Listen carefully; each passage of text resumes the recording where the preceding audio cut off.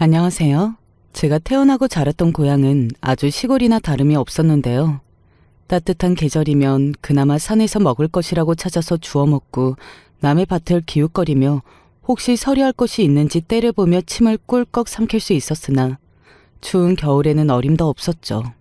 저는요, 저 어렸을 적이 세상에서 가장 겨울이 추웠던 시절 같습니다. 요즘 겨울은 진짜 겨울 같지도 않아요. 옛날 그때에는 겨울에 정말로 자다가 입이 돌아갔으며 이러다가 얼어 죽겠구나 싶은 공포로 사시나무 떨듯이 온몸을 달달 진동하며 밤새 앓듯이 잤었으니까요. 제가 사남매여서요. 제 위로 친정 오빠와 언니가 있고 제 아래로는 친정 남동생이 한 명 있습니다. 제가 셋째이죠. 친정 부모님까지 총 6식구가 방 하나만 딸린 집에서 살았었네요. 거의 시골이라 볼 수 있었던 그곳에서 주변으로 죄다 남는 게 땅이었건만 사는 집은 넓은 것과는 거리가 멀었고 열악하기 짝이 없었다는 게 입가에 씁쓸한 웃음이 걸리게 만드네요. 서로의 체온을 의지하지 않으면 겨울날에는 자려고 눕자마자 이가 딱딱 부딪혀서 견딜 수가 없었어요. 어쩜 그렇게 추웠을지 모를 일이에요. 겨울에는 다른 것도 그렇지만 빨래를 하는 게 참으로 고역이었습니다. 빨래를 하기 위해서 그 추운 날에 물가로 가서 방망이를 두드려야만 했죠. 그런 걸 보면 우리나라가 잘 살게 된 지가 그리 오래되지 않았다는 게 새삼스레 실감이 나요. 제가 자랄 때까지만 해도 개울가에서 직접 손빨래를 하는 집들이 많았으니 말입니다. 겨울에는 손이 터지는 줄 알았어요. 아프고 괴롭고 힘들어서 눈물이 찔끔 흘러대며 빨래를 했었습니다. 겨울에 물도 얼음처럼 차가웠고 빨랫감들도 죄다 차가웠는데 그게 때가 잘 빠졌겠나요? 그러니 빨래가 힘들어서 보통 고생이 아니었죠. 대체 겨울에 무슨 이유로 빨래를 해야 하는지 저는 그런 의문과 불만을 겨울마다 품으며 빨래 방망이를 두드렸습니다. 언니는 그런 저를 마구 혼냈었죠. 원래는 나 혼자서 했던 때가 있었어. 너보다 내가 몇 배로 고생을 많이 했지. 근데 너는 나처럼 힘들어 본 적도 없으면서 왜 이렇게 꿍시렁꿍시렁 불만이 많아? 약한 소리 하지 말고 다 빨았으면 이제 얼른 물기나 짜. 언니가 짜증을 크게 낼 때마다 저는 움츠러들면서 입을 다물 수밖에 없었죠. 솔직히 언니가 고생을 많이 하기는 했었거든요. 그걸 저도 알게 했으니 차마 언니 앞에서 제가 더 힘들다는 말은 못했습니다. 친정 어머니가 워낙에 언니한테 엄하셨던 분이었거든요. 쥐잡듯이 어렸던 언니를 잡으며 이것저것 이유를 붙여서 혼내셨더랬죠.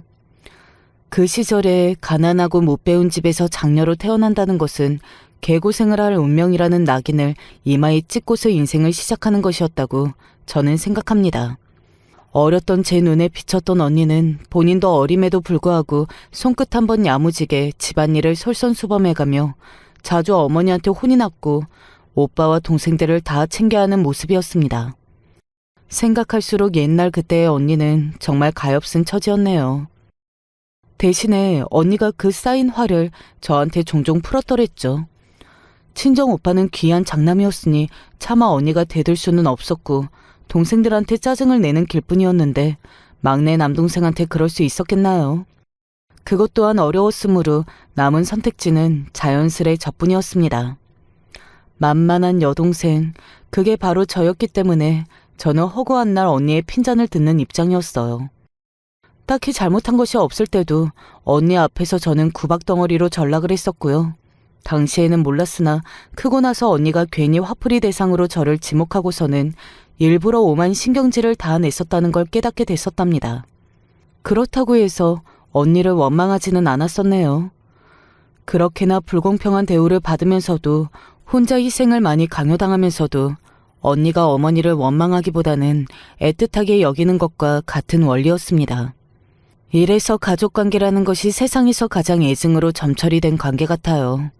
언니 앞에서 깨개인 꼬리를 마는 일이 허다했던 저였으나 겨울날에 빨래를 하는 것만은 너무 싫고 힘들어서 그럼에도 자꾸 투덜거리는 걸 멈출 수가 없었던 저였는데요. 지독하게 싫었던 겨울날의 빨래를 기피하지 않게 됐던 계기는 아주 단순했어요. 제가 놀라우리만치 철이 들어서 그런 건 아니었고 갑자기 양손이 강철로 거듭나서 고통을 못 느끼게 된 것도 아니었습니다. 단지 학교에서 이런 소리를 들었기 때문이었죠. 뭐야? 어디서 이렇게 쉰내가 나는 것 같지? 시대를 불문하고 중학생이 되었으면 사춘기를 맞이한 때라고 봐야 하죠. 때는 제가 중학교 1학년이었던 시기였습니다. 같은 반은 아니었고 바로 옆반에 어떤 애가 쉰내 타령을 하면서 코를 킁킁거렸어요. 바로 제 주변에서 말입니다. 저는 머쓱하게 두리번거리다가 대답을 하였어요. 쉰내? 날씨가 이렇게 추운데 쉰내가 맡아지니? 특이한 일이네. 그러게 쉰내가 날 법한 날씨가 아닌데 왜 이렇게 나지? 가만 보니까 이 냄새가 너한테서 나는 것 같다? 어? 나한테 냄새가 난다고? 나는 잘 모르겠는데? 너는 이 냄새니까 잘 모르는가 본데? 어디 더 가까이서 내가 맡아볼게. 걔는 순자라는 이름의 애였습니다. 같은 반에도 순자라는 동일한 이름의 친구가 있었기에 한 번에 더욱 기억하기 쉬웠었죠. 대신에 두 사람은 성도 달랐고 성격도 달랐습니다. 같은 반의 순자는 이름의 느낌대로 정말 순한 느낌이었고 조용했어요. 그런데 옆반의 순자는 키도 좀 큰 편이라서 눈에 띄었고 표정부터가 되게 밝으면서도 한껏 나대고 싶어하는 성격인 게 드러나고 있었습니다. 교우관계나 외모를 가꾸는 것, 그런 것에 있어서도 관심이 많았고요.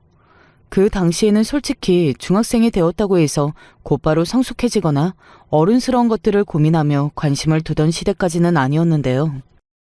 옆반의 순자는 좋게 말하자면 빨리 성숙한 경우였죠. 어른스럽게 보이고 싶어 하면서 본인을 예쁘고 멋지고 친구들 사이에서 인기가 넘치는 사람이라 여기고 싶어서 안달이었습니다. 쉬는 시간마다 학교에 복도를 활개치고 다녔고 모든 친구들에게 괜히 인사를 건네며 통명성을 하고 시끄럽고 활발하게 굴었기에 인지도가 높았습니다. 순자에 비하자면 저는 존재감이 아예 없다시피 했었는데요. 순자에게서 쉰내를 지적당하자 당혹스럽고 난감했어요. 저를 주목하는 시선들을 느꼈는데 그런 상황을 순자는 더욱이 반기면서 과장스럽게 제 몸에 코를 대며 킁킁거리며 인상을 확 찡그리기까지 했었습니다. 맞네, 너였네.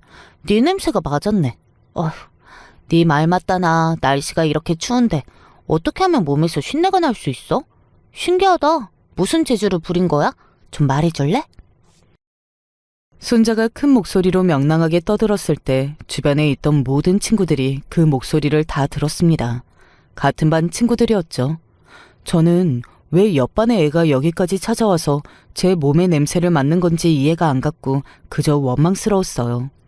순자를 원망스럽게 쏘아본 제가 이렇게 말을 했었습니다. 네 코가 잘못된 거 아니야? 나는 어제 뜨거운 물로 씻었기 때문에 몸에서 냄새가 날 이유가 없어. 마침 제가 전날에 물을 끓여다가 몸을 씻었거든요. 부모님이 쓰시고 오빠와 언니가 쓴 다음에 제가 쓰기는 했지만 순서가 어찌되었든 제가 씻을 때도 그 물이 따끈했어요. 그래서 당당하게 대꾸했는데 순자가 그 순간 포복절도를 하였습니다. 아주 배를 부여잡고서 웃어댔어요. 말하는 걸 들어보니까 뜨거운 물로 씻은 게 어제가 아주 오래간만의 일이었나 봐? 순자의 말에 저는 말문이 막혀버렸고 얼굴이 터질 듯이 뜨거워져서 어떻게 해야 할지를 몰랐습니다. 다른 친구들의 반응을 살폈는데 모두가 민망해하면서 제 쪽을 힐끗거리고 있었죠. 얘, 네 옷에서 냄새가 나. 너는 몰랐구나? 옷에서 쉰내가 난다고 이 기집애야. 모처럼 뜨거운 물로 몸에다가 열심히 끼얹으면 뭐라니? 쉰내가 나는 옷을 입어버리면 수포로 돌아가는데. 뭐? 옷에서 냄새가 난다니? 그럴 리가 없는데. 이건 내가 바로 얼마 전에 분명히 빨았는데? 웬일이야. 찬물에 방망이질하면서 네가 직접 손빨래를 했다는 건 아니겠지? 그랬는데 그게 왜? 그거 말고 그러면 어떻게 빨래를 해? 다른 방법이라도 있는 거야? 어머, 웬일이야? 정말 못 들어주겠다. 쉰내만큼이나 얘기하는 것도 아주 구질구질해. 순자는 손으로 코를 틀어막는 신용을 하면서 저를 향해 고개를 크게 내세웠습니다. 그 제스처를 보고서 주변에 있던 애들이 짧게 웃음을 터뜨렸고요. 저는 이제 얼굴이 뜨겁다 못해서 아예 울 것 같아졌었죠. 왜냐하면 얼마 전에 손빨래를 했을 때 손이 너무 차가워서 얼어버릴 것 같은 고통으로 세심하게 빨래를 하지 못했고 대충 물에 적셔다가 꾹 짜낸 게 전부였었거든요. 눈에 보이는 큰 때가 묻어있는 옷들만 신경 써서 때만 간신히 좀 지웠었고요. 얼렁뚱땅 대충 빨아버린 옷을 제가 입고 있었기에 그 대목이 너무 뜨끔해서 입이 더 이상 열리지를 않았습니다. 결국 고개를 푹 숙이는 것으로 상황에서 도망쳤었죠. 앞으로 2번 다시는 빨래를 대충 하지 않을 거야. 손이 얼어서 썩는 한이 있더라도 내가 학교에 입고 갈 옷은 반드시 깨끗하게 빨 거야. 그래서 이런 수모를 2번 다시는 당하지 말아야지. 사실 눈물도 찔끔 났었는데 모두가 보는 앞에서 우는 추태만은 보이지 않았기에 고개를 필사적으로 숙여서 감췄습니다. 수업 시간이 되어서야 얼른 젖은 눈가를 벅벅 닦아냈었죠.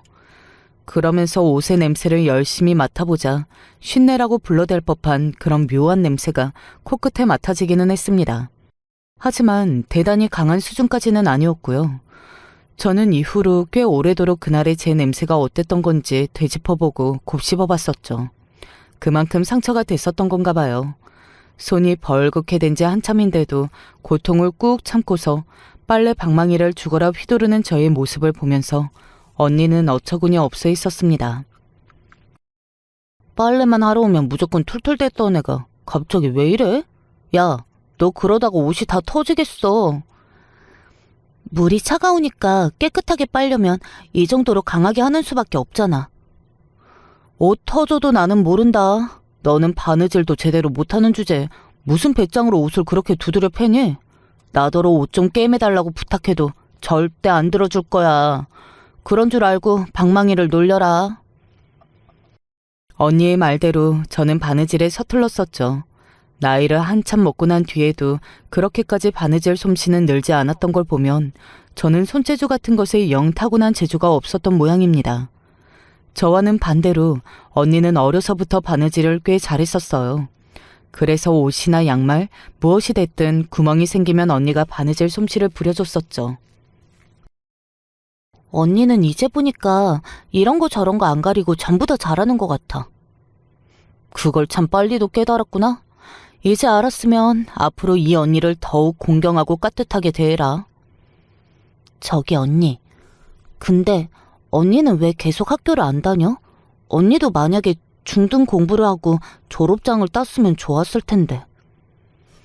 다 끝난 이야기를 왜 하는 거야? 이제 와서 그게 무슨 소용이겠어? 아쉽잖아. 언니는 작정하고서 공부를 해본 적이 없었지. 만약에 작정하고서 공부를 열심히 해봤다면 언니는 아마 공부 성적도 잘 냈을 거라는 생각이 지금 문득 들어서 그래. 너무 아쉬운 일이야. 왜 나의 일을 네가 아쉬워하니? 나는 괜찮아. 학교 못 다니는 거? 그게 무슨 대수라고. 생각해보면 별거 아니야. 너는 공장에 나랑 동갑인 애들이 널렸다는 거 모르고 있지? 정말? 언니 공장에 나가면 동갑인 친구들이 그렇게 많아? 언니만 어린 게 아니었어? 그럼 당연하지. 아주 흔해 빠졌어. 나보다 어린 애들도 왕왕 보이는걸. 이렇게 치열하단다. 공장에 내가 일할 자리가 있어서 다니는 지금도 무척 다행이고 천운인 거야. 조금이라도 벌어서 집에 보태야 할 거 아니야. 언니는 학교 대신에 공장으로 가서 돈을 버는 게 당연한데 왜 오라비는 돈을 안 벌고 공부를 하는 게 당연할까? 둘 다 똑같은 자식이고 친남매잖아. 역시 오라비가 아들이어서 그렇겠지. 너는 왜 뻔히 아는 소리를 하고 그러니? 그리고 너 왜 오늘따라 평소에 안 하던 이야기를 자꾸 하고 그래? 표정도 가만 보니까 대단히 심란해 보이는데. 너 아무래도 무슨 일이 있었던 모양이구나? 집에서 그런 일은 없었으니까 학교에서 뭔 일이 있었나 보네. 그래서 나한테도 학교를 다니니 많이 하면서 어쩌고 그런 이야기를 꺼낸 거야? 와, 언니 진짜 귀신이다. 언니가 잘한 것 중에 하나가 눈치로 파악한 게인가 봐. 맞아. 내가 학교에서 좀 고민스러운 일이 있었거든. 그런데 엄청 힘든 문제까지는 아니야. 언니도 안 다니는 중학교를 다니는 내가 괜히 투정 부리고 싶지는 않아. 요것 봐라. 네가 드디어 철이 들었나 보구나. 철이 든 김에 앞으로 수업에 더 집중 잘하고 공부 더 열심히 해. 그런데 궁금한 점이 열심히 한다고 해서 내가 이 다음에 대학을 갈 수 있을까? 언니 생각은 어때? 글쎄다. 아무래도 그건 좀 어려운 것 같네. 하긴 그렇겠지. 우리 집 막내라면 모를까.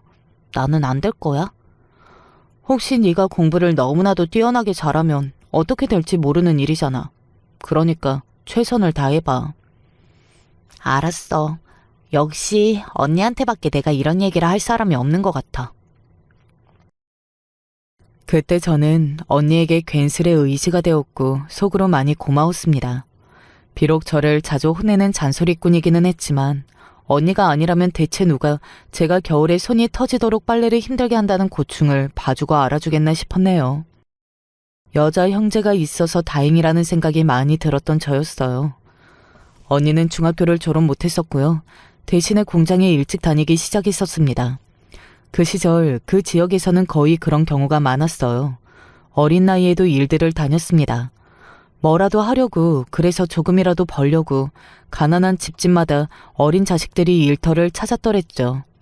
미래를 바라보고 하는 공부보다 당장의 현재를 살아낼 수 있는 돈벌이가 훨씬 더 중요했기 때문입니다. 사는 곳은 시골이나 다름없었는데 농사를 짓는 건 아니었기 때문에 저희 집은 먹고 살 길이 더욱 막막했었어요. 그에 반해서 순자는 집안의 형편이 썩 괜찮은 듯 했죠. 그러니까 맨날 자신만만하게 턱을 치켜들고 다녔던 것이었고요. 당당하고 남들에게 밀릴 구석이 없다는 그런 자신감이 엿보였었습니다. 저는 순자에게 반 친구들이 보는 앞에서 냄새를 지적당했던 이후로 옷을 깨끗하게 빨고 다니면서 학교에 도착하기 전에는 반드시 냄새를 킁킁 확인하는 습관이 들어버렸었죠. 그리고 이제는 창피하게 지적을 당할 일이 없을 것이라고 여기면서 안심을 했었습니다. 그때는 학생 머릿수가 엄청 많았을 때였거든요. 제가 다녔던 중학교도 마찬가지였습니다. 아무리 바로 옆반이라고 해도 제가 잘만 피해 다니면 순자를 더 이상 마주치지 않을 수 있을 것이라는 기대 또한 했었어요. 저는 아직 순자가 이미 저를 먹잇감으로 점찍었다는 사실을 모르고 있었던 것입니다. 어이, 거기 쉽네. 너 어디가? 순자가 복도에서 저를 불렀을 때 심장이 바닥으로 쿵 내려앉은 것만 같았습니다. 왜 사람을 쉽네라고 부르는 거야? 그냥 친근한 표현이야. 왜 다짜고짜 나를 세우고 그러니? 우리 신내가 상당히 사교성이 떨어지는구나. 이렇게 안타까울 수가. 순자는 말이 천산요소였어요. 좋게 긍정적으로 보자면 재치가 있다고 할 수 있었죠. 그래서 거침없는 순자의 언변은 당당한 태도와 맞물려서 주변의 친구들로 하여금 동경어린 시선을 만들어냈었고요. 하지만 당하는 입장에서는 결코 좋을 리가 없었습니다. 저를 향해서 순자가 주둥이를 놀릴 때마다 그 잘난 콧대를 확 비틀어주고 싶었죠. 그러나 저는 상상으로만 그쳤을 뿐 순자에 비해서 키도 작았고 덩치 자체도 왜소하였으며 외적인 걸 떠나서 다른 모든 부분들까지 전부 작았고 부족했습니다. 한마디로 제가 순자 앞이라면 기가 죽고 말았다는 것이었죠. 이미 기선제압에서 끝난 것이었어요. 너는 나랑 친한 것도 아닌데 왜 멋대로 친근한 표현을 쓴다고 그래? 나는 쉰내라고 불리고 싶지 않으니까 그렇게 부르지 말아줬으면 해. 그래? 나는 우리가 친분이 있다고 생각했는데 아니었구나? 나만의 착각이었나 봐. 그럼 우리는 안 친한 거야? 그치만 솔직히 친하다고 보기는 어렵잖아. 그래 알았어. 쉰내야. 네 말을 다 이해했고 그럼 안 친하다고 해둘게. 저기 쉰내라고 부르지 않았으면 좋겠는데 나 이제 옷에서 쉰내도 안 나. 맡아봐도 좋아. 네가 그러든지 말든지 내가 쉰내라고 부를 건데? 왜? 나 이제 쉰내도 안 나고 내가 그렇게 불리고 싶지 않다고 하잖아. 그래서? 내가 왜 네가 원하는 걸 들어줘야 돼? 네 말대로 우리는 친하지도 않은데? 안 친한 애가 하는 소리를 나는 들어주기 싫은데? 그리고 한 번 쉰내는 영원한 쉰내인 거야. 그게 너한테 어울려. 저는 순자가 꺄르르 웃음을 터뜨릴 때 몸이 차갑게 식는 기분이었습니다. 도대체 무슨 헛소리를 하는 거냐고 따져 묻고 싶은 게 본심이었으나 마음과는 다르게 입이 움직이지 않았어요. 얼른 자리를 피하고 싶어서 다리가 움직일 뿐이었죠.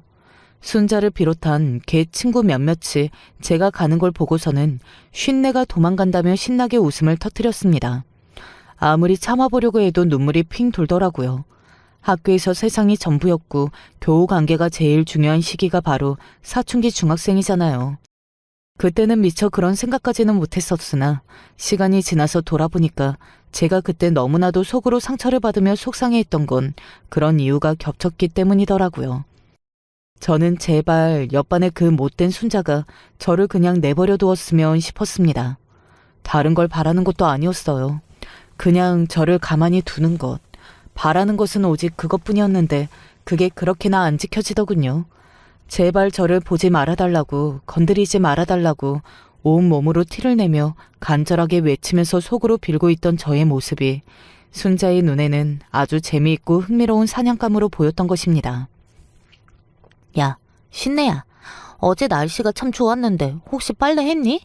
개울가에서 빨래방망이 잘 두드렸고? 빨래한 건 잘 말렸어? 내가 궁금하고 걱정돼서 물어보는 거야. 자기 반에서나 놀 것이지 쉬는 시간이 되자마자 득달같이 제가 있는 반으로 와서 시시덕거리면서 저를 우연히 발견했다는 듯이 눈을 동그랗게 뜨면서 반가운 목소리를 크게 냈던 순자의 모습이 지금도 너무 정확하게 기억이 납니다. 그 과장스러운 언행과 가식적인 태도가 제 속을 뒤집어 놓았죠. 제가 못 들은 척을 하면서 고개를 돌리거나 자리를 아예 피해버리면 순자는 어깨를 으쓱거리면서 피식피식 웃어댔어요. 그러면 그 주변의 친구들이 순자에게 맞장구를 쳐주면서 하하호호 웃음을 터뜨렸었고요. 너무 속상했던 건 저와 같은 반인 친구들 몇몇이 순자를 아주 반기면서 저를 놀리고 괴롭히는 걸 동조하며 즐거워했었다는 것입니다. 그게 바로 진정한 순자의 의도였던 것 같더라고요. 약한 대상을 여유만만하게 괴롭히는 게 본인의 위치를 대단하게 올려준다고 봤었던 거예요. 그 모습을 보고 주변에서는 순자를 서열 높은 존재라고 자연히 생각하게 됐으니까요. 그게 잘 먹혔죠. 시간이 갈수록 순자는 위에 군림하는 역할을 하게 됐고요. 반대로 저는 놀림당하는 존재가 되어 먹이사슬의 최하층에 자리하게 되었습니다. 하고 싶지도 않은 놀이에 순자와 그 무리는 저를 억지로 끼워 넣어서 안 좋은 역할을 시켰고 저는 매일 고통받았어요. 이런 걸 원한 적도 바란 적도 없었으니 울며 불며 난리를 치고 싶은 게 본심이었습니다. 그런데 그럴수록 제가 비참해지고 초라해질 것만 같더라고요. 일방적으로 당하는 쪽이 발버둥을 치는 그 몸부림이 의미 없어 보일 때 그때가 얼마나 초라한지 여러분은 혹시 아시나요? 그래서 의미 없는 몸부림을 칠 바에는 차라리 아무것도 안 하고 가만히 있는 게 낫겠더라고요. 왜냐하면 진지하게 받아치고 심하게 굴수록 저만 더 입장이 우스워졌기 때문입니다. 어차피 상황이 바뀌는 것도 없고 아무런 해결도 되지 않은데 괜히 제가 힘껏 발버둥을 치는 꼴하지만 순자에게 보여지는 건 비참할 뿐이었으니까요. 조금만 참고 견디면 돼. 금방 곧 2학년이 되잖아.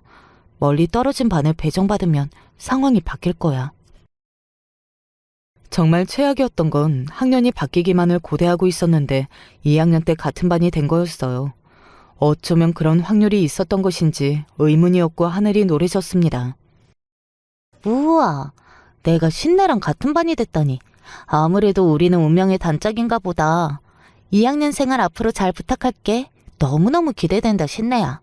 내가 너 이제 맨날 머리 검사도 해줄게. 머리에 냄새는 안 나는지, 혹시 머릿속에 이는 안 들었는지 내가 봐줄 테니까 걱정하지 않아도 돼? 순자는 일부러 그런 소리를 크게 말하면서 제 2학년 생활을 시작부터 엉망으로 만들어놨었죠. 졸지에 저는 머릿속에 이가 들어있는 애, 쉰내가 나는 애, 그만큼 가난하고 서열이 낮은 애, 이렇게 역할을 처음부터 찍혀버렸습니다. 새롭게 2학년 생활을 해보려고 했던 저의 작고도 큰 꿈이 산산조각이 났던 거예요. 그때 그 시절 학교에서 설마 저만 가난했겠나요? 밤마다 학생 수도 많았는데 아마 저보다도 집안 형편이 어렵고 안 좋은 애들도 꽤 많았을 것입니다. 하지만 그 애들은 저를 외면했어요. 제가 곤란한 처지에 놓인 걸 알고도 뻔히 보고도 모른 척을 했습니다. 괜히 어설픈 동질감과 동정심으로 저를 위해 나섰다가 본인이 대신 순자에게 찍히는 상황이 올까봐 그게 두려웠던 것이었겠죠. 또한 괜히 나서지만 않으면 집안 형편이 그토록 어렵다는 걸 들키지 않을 수 있다는 생각으로 숨을 죽이면서 가만히 있었던 이유도 있을 것입니다. 얘들아, 내가 오늘 집에 많이 어려운 쉰내를 위해서 나서기로 했어. 우리 쉰내 앞머리를 내가 예쁘게 좋은 솜씨로 잘라줄 거거든? 순자가 저를 괴롭히는 건 매일 벌어지는 행사와도 같은 것이었습니다. 순자는 가위를 손에 들고서 제 머리카락을 자르겠다고 했었죠. 저의 촌스러운 머리를 손봐주겠다고 말을 그렇게 했었던 듯 싶어요. 저는 당연히 거절했고 도망을 갔으나 어차피 같은 반이라서 언제까지고 피할 수 없었습니다. 결국 저는 순자의 시녀 노릇을 하는 애들에게 양팔이 붙잡힌 채로 고정이 되어 순자가 제 앞머리를 자르는 걸 망연자실하게 지켜봐야 했어요. 짜잔, 다 했다. 신내한테 딱 어울리는 앞머리 완성이야. 얘들아, 어때? 우리 신내 너무 귀엽고 예쁘지? 정말 깜찍하지 않아? 그날 제 머리는 세상에서 가장 우스꽝스러운 모양새가 되었습니다. 순자는 웃음을 억지로 꾹 참는 모습이었는데 그게 더 제 눈에는 끔찍했어요. 정말 호의로 제 앞머리를 잘라줬다는 듯 말도 안 되는 가식을 부리던 그 모습 말입니다. 그리고 반 친구들이 머리 모양이 너무 웃기다면서 다들 크게 웃음을 터뜨리자 순자는 왜 같은 반 친구를 놀리고 그러냐면서 장난스럽게 나무라기까지 했었어요. 아, 그때의 심정은 정말이지 모든 걸 다 그만두고 뒤로 한 채 먼지가 되어서 하늘로 날아가 사라져버리고 싶었습니다. 저라는 존재가 그냥 이 세상에 없었으면 좋겠다 싶더라고요. 도움을 청할 곳은 없었어요. 그때는 지금과 학교 분위기가 완전히 달랐던 시절인걸요. 순자 같은 애가 주동하는 괴롭힘에 저 같은 애가 당했다고 해서 발벗고 나서서 도와줄 선생님은 아무도 없었습니다. 아주 적나라한 차별이 있던 학교 분위기였으니까요. 저는 그걸 1학년 때부터 느꼈었는데 인상부터 아주 똘똘했던 친구를 선생님이 지목해서 반장을 시켰었죠. 딱 봐도 반장의 제목이었고 모두가 동의를 했었습니다. 그런데 얼마 뒤 선생님이 툴툴거리셨어요. 반장 엄마라면 학교도 자주 오고 학교에 성의 표시도 하고 적극적으로 나서줘야 하는데 그런 게 없다고 말입니다. 알고 보니 반장이 된 그 친구의 부모님은 돈 때문에 일자리 문제로 몇 달 다른 지역에 가 계셨던 거예요. 그래서 선생님이 다시금 일방적으로 반장을 교체했었죠. 그때 반장이었던 친구의 상처받았던 표정을 잊지 못해요. 그리고 일주일에 한 번 정도를 꼬박꼬박 지각하던 친구도 있었는데 선생님이 그 친구의 뺨을 모두가 보는 앞에서 엄청나게 때렸습니다. 발로 찬 적도 있었고요. 지각할 때마다 그 친구는 그렇게 맞았는데요. 나중에 우연히 알았지만 집에 이런저런 사정이 있어서 학교에서 너무 먼 곳에 살고 있었는데 돈이 없어서 버스비를 아끼느라 걸어 다니다 보니 가끔씩 정시에 못 맞출 때가 있었던 것입니다. 그리고 선생님은 그 친구의 가정 형편을 미리 다 알고 있었고요. 편의를 봐주지 못할 망정 만만하게 보고서는 더욱 마음 놓고 때렸던 거예요. 촌지가 당연했던 시절입니다. 선생님의 시각에서 저는 보잘것없는 학생이었고 순자 같은 애는 학교에 도움이 되고 든든한 학생이었죠. 그래서 저는 도움의 요청을 영영 입안으로 삼켜버렸어요. 안 될 걸 알았으니까요. 다른 괴롭힘들은 학교에서 당한 후에 제가 집으로 와서는 용을 쓰며 흔적을 지워내면 그만이었으나 우스꽝스럽게 잘린 머리는 감추기가 불가능했죠. 가족들이 황당하다는 눈빛으로 저를 쳐다봤고 언니는 한마디를 날렸습니다. 야, 너는 머리 꼬라지가 그게 뭐냐?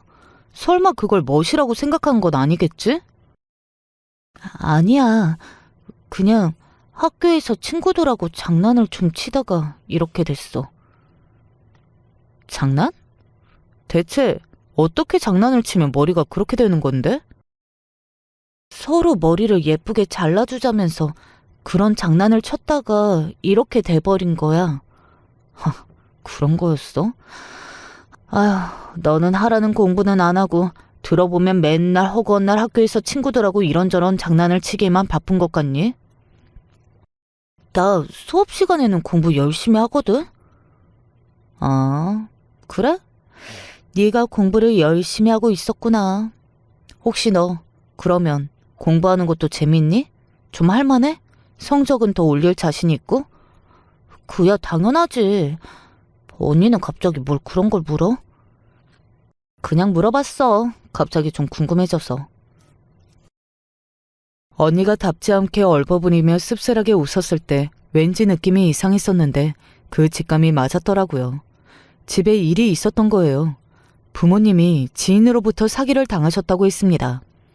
어려운 형편을 이겨낼 수 있다고, 그런 묘수가 있다고, 그 당시에 부모님은 뭐에 홀린 듯 그렇게 생각을 하게 되셨고, 지인에게 속아 넘어가셨어요. 그랬다가 가뜩이나 어려웠던 집안 형편이 이제는 아예 주저앉게 되었죠. 남동생은 얼굴도 잘 모르는 먼 친척집으로 맡겨졌습니다. 집이 어려워서 입 하나라도 줄이는 게 중요했으니까요. 그리고 가족들 중 아무도 이제 막내를 봐줄 수가 없었기 때문입니다. 저는 중학교 생활을 그만두고 돈을 벌러 다니게 되었어요. 너는 중학교 졸업도 하고 고등학교도 다닐 수 있을 줄 알았는데 내가 언니로서 미안하다. 강인한 언니가 눈물을 훔치는 모습 앞에서 저는 그 어떤 불평, 불만도 할 수 없었습니다. 어차피 즐겁지 않았던 중학교 생활, 미련은 없다고 생각하려고 애를 썼었죠. 그러나 마지막으로 학교에 갔던 그날, 이제 두 번 다시 학교 생활을 할 수 없다고 생각하니까 눈물이 쏟아졌습니다. 어이 신내, 너 이제 학교 안 나온다면서? 집이 그렇게나 찢어지게 가난해서 어떡해? 정말 안 됐다. 너 없으면 나 심심한데. 어쩔 수 없이 내가 꾹 참아야겠지. 나도 정말 힘들다. 학교를 그만두는 저를 보며 순자가 그런 소리를 짓거렸습니다. 본인의 처지도 힘들다면서 한숨을 쉬며 가증을 떠는 그 모습에 저는 치가 떨렸으나 어차피 이제 다 끝났다는 생각으로 터덜터덜 발길을 돌렸었죠. 그래도 학교를 떠났고 저는 공장 일을 시작했었어요. 아무 생각 없이 일을 하며 돈을 벌었습니다. 악착같이 그렇게 살다 보니까 쥐구멍에 미약한 볕전도는 들더군요. 간신히 숨을 쉴 수 있을 정도가 되었을 때 저는 성인 나이였어요. 그때 언니하고 둘이 도시에 나와 살면서 일을 다녔고요. 대학교를 다니는 또래 친구들을 보면 너무 부러웠으나 꾹 참고 지냈습니다. 그러다가 오빠가 결혼을 했는데 새언니가 정말 참하고 똑부러지는 분이었어요. 장남을 위해서 여자 형제들이 어떻게 희생하고 사는지 다 안다고 하면서 언니와 저에게 무척 잘해주셨습니다. 새언니의 주선을 통해서 언니도 결혼을 했는데 형부가 성실하고 착한 분이었어요. 덕분에 제가 공부를 할 수 있었죠. 제가 학교를 그만둔 걸 두고두고 아쉬워하는 걸 언니는 잘 알았고 형부는 그걸 듣고 저를 도와주고 싶어 하셨습니다. 그러자 새언니가 오빠를 설득해서 두 사람도 제가 공부하는 비용을 대주었어요. 저는 뒤늦게 검정고시로 학력을 따냈고 그 과정에서 세상을 보는 눈도 키웠고 제 자신도 더욱 단단해졌습니다. 자신감을 가지고서 과감하게 좋은 기업에 지원도 했었고요. 그러다가 정말로 좋은 직장을 구해서 다니게 됐는데 상사의 소개로 남편을 만나게 됐습니다. 남편은 어렸을 적에는 가난했으나 중학교 입학쯤에 시부모님께서 사업을 성공하시는 바람에 그때부터 아주 부유한 환경에서 자라온 인물이었죠. 구김살이 없었고 유전인지 사업 감각이 있어서 능력이 좋았습니다. 저에게는 분에 넘치는 결혼이었어요. 그래서 저는 더욱 결혼 생활에 충실하며 잘해보고자 노력하며 살았습니다. 자식은 외동딸 하나 두었죠. 정말 공주님처럼 키우고 싶었어요. 제가 못 누린 거 다 해주고 싶었거든요. 자기 아빠를 닮아서 딸이 해맑고 당당한 성격이었습니다. 그런데 또 한편으로는 저를 닮아서 억척스러운 면도 있었어요. 묵묵하게 자기 몫을 해내고 의지하려 하지 않았죠.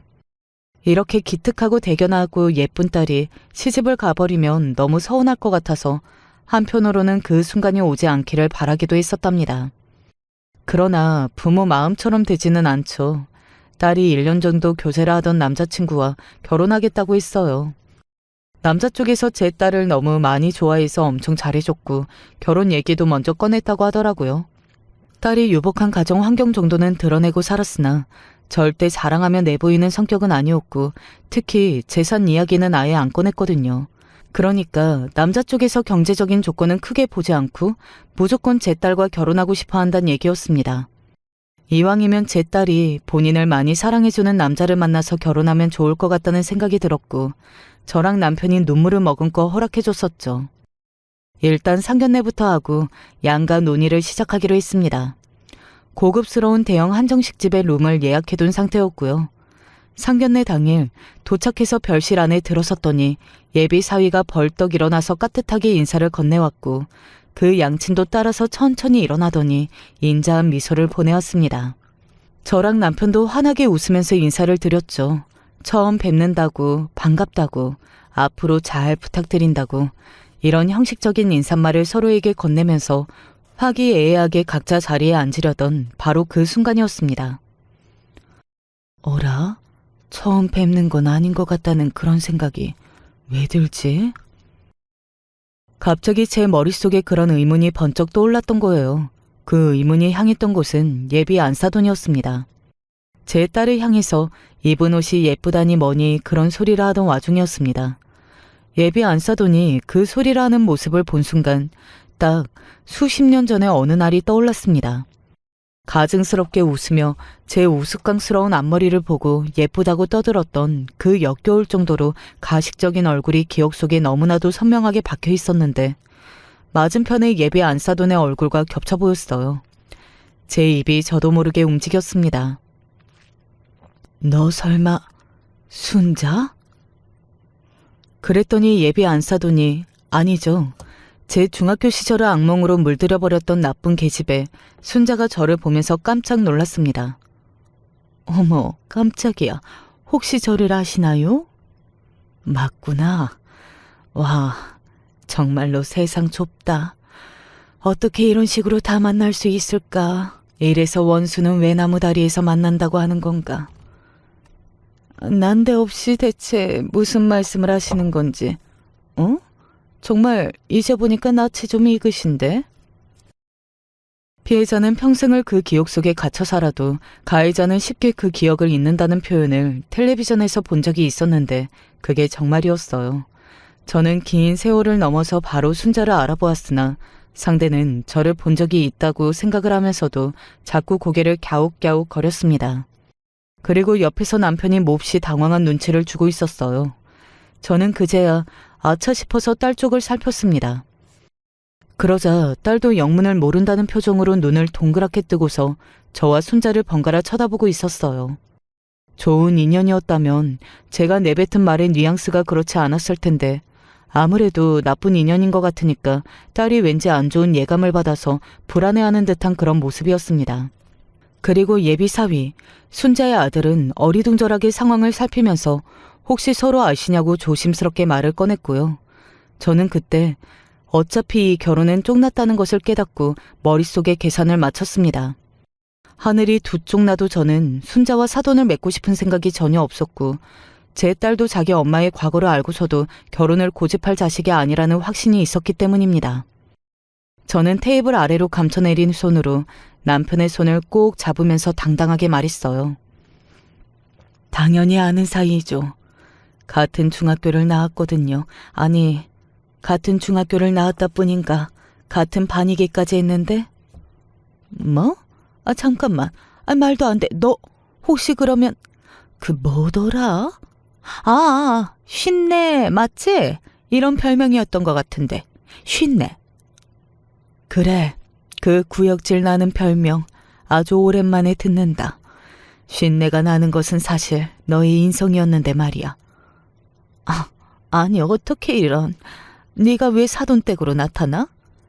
사돈댁이라니? 누가 네 사돈댁이야? 어림도 없는 소리 하지 마. 너 같은 거랑 대가리에 총 맞지 않은 이상 어떻게 사돈을 맺어? 뭐라고? 야, 너 정말 많이 변했구나. 세월이 많이 흐르기는 했다. 순자가 이를 뿌듯 갈았어요.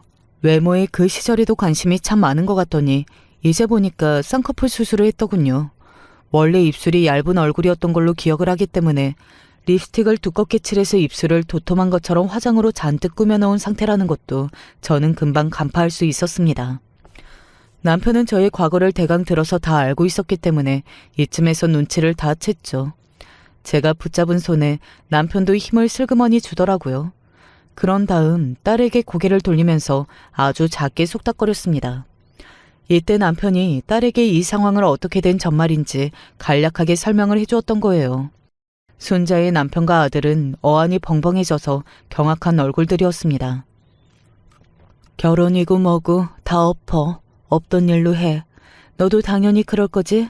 어떻게 네가 감히 나랑 사돈을 맺겠다고 할 수 있겠어.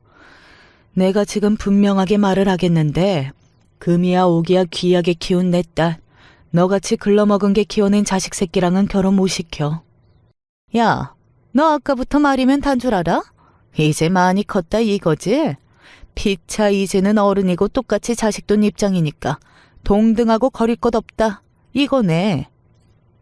글쎄, 동등하지도 않고 거리낄 게 없는 것도 아니어야지. 그게 맞지? 안 그래? 너는 나한테 큰 잘못을 했었잖아.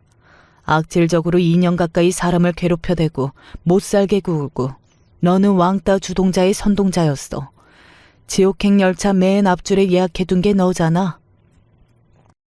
저는 솔직히 과거의 기억이 되살아나면서 너무 심장이 떨렸고 미칠 것 같았지만 남편과 손을 몰래 꼭 붙은 채여서 그걸 의지하며 정신을 다잡고 순자에게 속 시원히 할 말을 다 할 수 있었습니다.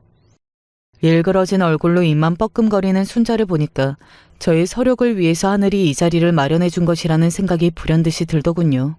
그러자 더욱 자신감이 붙어서 순자를 향해 차가운 미소를 날려주기도 했습니다. 순자는 이제 몸을 부들부들 떨고 있었고요. 그 아들은 초조한 얼굴로 제 딸을 향해서 부모님의 일은 부모님의 일이고 자식 일은 별개인 것이라고 다급하게 작은 목소리로 속삭여대고 있었습니다.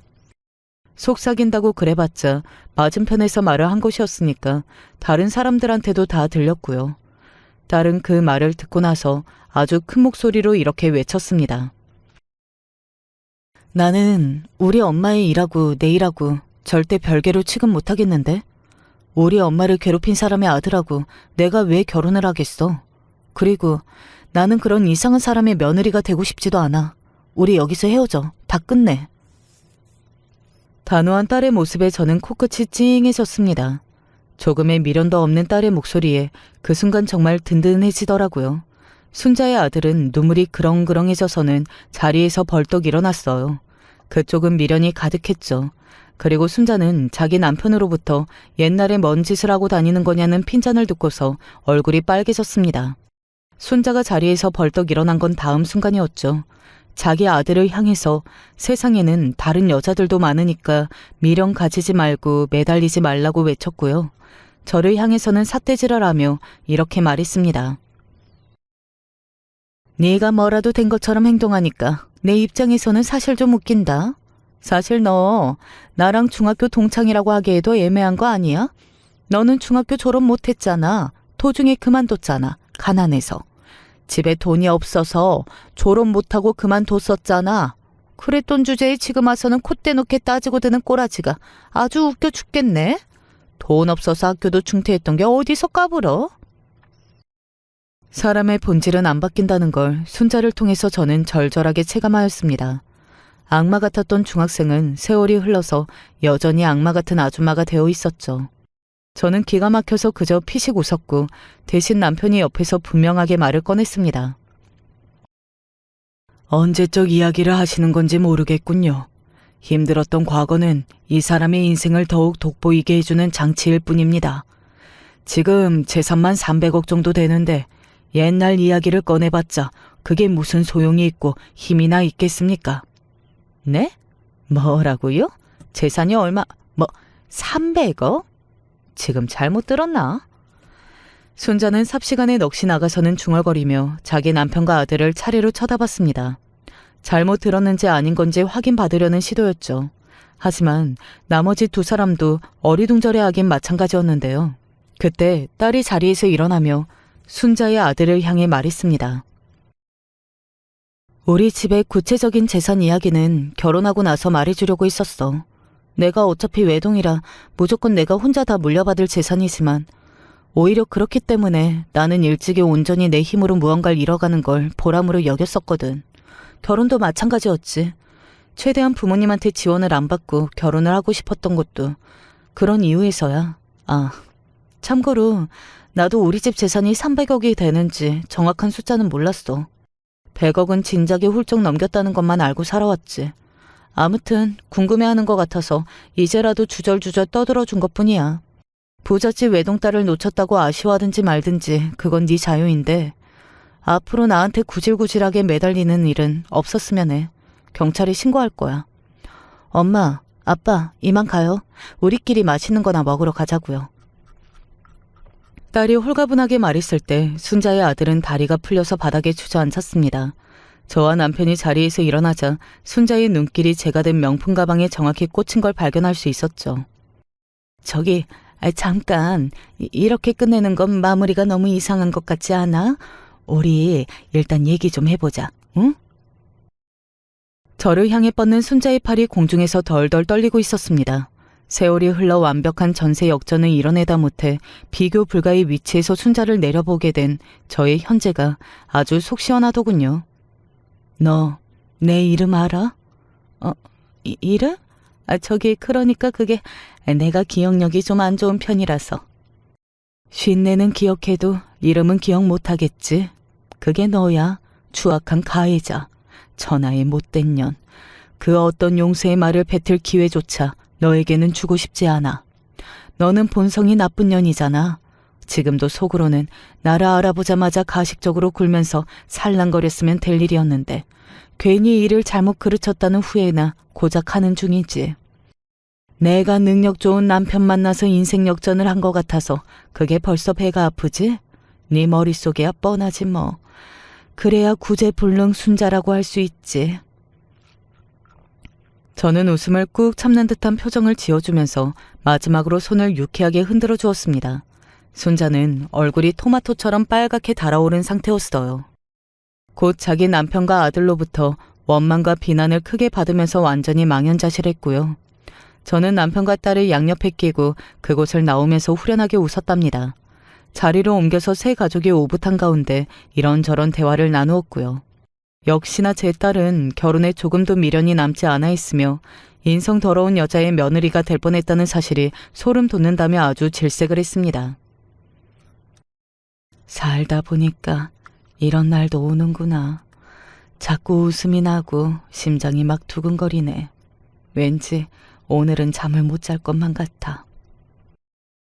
저는 상상도 못했던 방식으로 순자와 재회를 하게 됐던 걸 두고 암만 해도 신의 개입이 있었다고 생각을 하게 됐답니다. 몇 번이고 곱씹으면서 과거의 상처를 덮고 앞으로를 더 힘차게 살아갈 원동력을 얻었죠. 화끈한 제 딸은 파혼 기념으로 여행을 다녀와야겠다면서 훌쩍 비행기표를 끊어서 떠나버렸어요. 3개월간 바람을 쐬겠다고 하면서요. 마냥 놀지 않고 외국으로 나간 김에 이런저런 걸 보고 느끼며 많은 걸 배워온 딸이라는 걸 알았기에 저와 남편은 응원을 해주었답니다. 딸은 2년이 지나서 결혼을 했는데요. 신기한 건 파혼 이후에 갔었던 3개월짜리 여행에서 만났던 인연과 100년 가약을 맺었다는 거예요. 정확히는 딸이 본인보다 1살 많은 어떤 언니하고 외국에서 만나 친해졌는데 그 사람의 사촌 동생과 결혼한 것이었어요. 사돈 집안이 외국에서 사업을 하고 굉장히 부유하면서 사고방식이 여유롭고 너그러운 분들입니다. 사이도 성격 좋고 아주 유쾌해요. 딸이랑 둘이서 지금까지도 자주 여기저기 놀러 다니면서 얼마나 재미있게 사는지 몰라요. 진정한 인연은 어떻게든 만나게 되는가 봅니다. 여담이 있다면 파혼을 당했던 순자의 아들은 기어이 제 딸한테 매달렸지만 당연히 매몰차게 거절을 당했었고요. 상심이 너무 큰 나머지 집이랑 연락을 끊고 두문분출하며 지냈다고 합니다. 지금까지도 결혼했다는 이야기는 없는 것 같더라고요. 그리고 순자는 상견례장에서 과거가 까발려졌던 것이 도화선이 되어 자기 남편이랑 언쟁을 자주 벌이다가 감정이 크게 상해서 이후로 별거 생활을 하게 됐다고 알고 있네요. 늙고 병들면 사람이 아프고 죽는다지만 자연의 섭리를 벗어나서 자식이 먼저 하늘나라로 떠나면 부모의 마음은 어떨까요? 오늘 오랜만에 쉬는 날이어서 주저리 못난 제 인생 좀 읊어보고 여러분들에게 위로 좀 받을까 싶어 사연을 보내봅니다. 이 늙은이 이야기가 어떻게 들리실지 모르겠으나 이번 생에 제 인생이 실패인 것 같습니다. 하나뿐인 아들을 정말 어렵게 늦은 나이에 얻게 되었습니다. 병원에서도 기적이라고 부를 만큼 하늘에서 내려준 축복에 저도 아내도 애지중지 키웠습니다. 넉넉지도 않은 부모 아래에서 태어나 말썽 한 번 안 부리고 바르게 자란 아들이 너무도 고마워서 내가 해줄 수 있는 것은 다 해주면서 키우리라 하고 마음 먹고 살았어요. 저희 모두 아들이라고 하면 정말 깜빡 죽는다고 해도 말이 될 정도로 살아왔었기 때문에 저희 애가 자라면서 비록 아주 부잣집 아들 마냥 크진 못했을지언정 그에 준할 만큼 대접을 받으며 자랐다고 전 장담할 수 있습니다. 하지만 그렇게 잘해주면서도 인성적인 교육을 더 시켜야 했던 걸까요? 아들이 커가면서 저는 알 수 있었어요. 아들을 너무 오냐오냐 하면서 키웠더니 정말 자기가 하고 싶은 대로만 하고 살려고 한다는 걸요. 저희 아들은 자기 부탁을 거절받는다는 것을 이해하지 못했습니다. 아주 작게는 군것질을 하게 용돈을 달라는 부탁부터였어요. 아무리 저희가 챙겨주고 싶다곤 해도 사정이 아주 여의치만은 않았기 때문에 가끔씩은 아이고, 아빠가 돈이 없어서 내일 꼭 용돈 줄게 라며 미룬 적도 있었습니다. 하지만 아들은 그런 것들을 하나도 받아들이지 못하고 계속 떼를 쓰고 눈물을 흘리고 그랬죠. 아니, 나도 다른 애들처럼 용돈 넉넉히 받고 맛있는 것도 먹고 싶다고. 왜 그런 거 하나 못 들어줘? 우리 집이 그렇게 거지야? 당연히 저로서는 당황스럽고 왜 이러나 싶을 때도 있었지만 그때까지만 해도 안일하게 생각했던 것 같습니다. 원래 애들은 떼를 쓰는 것이 당연하고 저희 아들 역시 그런 애들처럼 행동하는 것뿐이라고 생각했으니까요. 확실히 커가면서 아들은 부탁을 거절받는 것에 있어서 대놓고 운다던가 투정을 부린다던가 하는 일들은 줄어갔습니다. 그러나 늘 그것을 마음속에 품으면서 마치 무기처럼 저희한테 꺼내들은 일이 많았어요. 저번에도 해주기로 했는데 안 해주셨잖아요. 이번에도 그럴 셈이에요? 제가 이런 아들의 성격에 대해서 꺼내는 이유는 이번에 제가 사연을 정리하면서 말씀드리고 싶은 일이 바로 이 아들의 부탁을 거절하지 못했던 것 때문에 일어난 일이기 때문입니다. 저희 아들은 한 20년 정도 회사 생활을 했어요. 아들이랑 회사에 대해서 이야기를 많이 나누진 않았지만 오랜 시간 한 회사만을 다녔기 때문에 저나 아내는 아들이 그 회사에 많이 만족을 하고 있다고 생각을 했습니다. 그러나 아들은 회사 생활이 만족스럽진 않았나 봐요. 많은 사람들이 그렇겠지만 아들도 그 안에서 자기 나름의 큰 꿈을 키워오고 있었던 거죠. 아들이 키우고 있던 꿈은 바로 자기만의 사업을 하는 거였습니다. 아들이 그동안 군말 없이 20년이라는 긴 세월 동안 한 회사를 올곧게 다닌 이유도 사업을 하기 위해서는 돈을 모을 필요가 있었고, 어차피 어느 회사에 들어가든 최종적인 목표는 사업이기 때문에 그냥 귀찮게 이직할 거 없이 한 회사에 몸을 담는 것이 편하기 때문에 그 회사에만 꾸준히 재직을 했던 거고요. 주변에 사업을 하는 사람들이 많진 않았지만 친구놈들 자식 이야기를 들어보면 이미 사업을 하고 있는 애들도 몇몇 있었기 때문에 아들이 사업을 하고 싶다는 얘기가 마냥 놀랍진 않았습니다. 하지만 부모로서 걱정도 됐어요.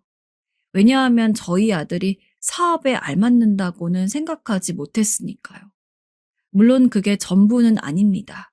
아들은 지금껏 회사를 다니면서 돈을 모았지만 그것만으로는 사업을 온전히 하기가 부족하다고 했어요. 그래서 저와 아내에게 투자를 해달라는 식으로 부탁을 했죠. 저도 최대한 제 돈만으로 어떻게 해보려고 했는데 아버지랑 어머니도 알다시피 사업이 한두 푼 모아가지고 되는 게 아니라서요. 아버지랑 어머니가 저한테 투자를 해주셨으면 좋겠어요. 최대한 많이. 그러면 분명히 성공할 수 있다고 생각해요. 아니, 갑자기 무슨 말이니? 조금 당황스럽구나. 너도 알다시피 사업은 아무나 하는 게 아닌데 준비는 다 하고 말하는 거야? 저희에게 있는 유일한 자식의 부탁을 저희는 단칼에 거절할 만한 사람들은 아니었습니다. 하지만 문제가 있었다면 저희에게 아들 사업에 투자를 할 만큼 큰 돈이 없었다는 것이 문제였죠. 아들이 정말 사업을 잘할 수 있을까에 대한 고민도 당연히 있었지만 솔직히 그것보다도 돈이 없다는 것이 제일 큰 비중을 차지했습니다.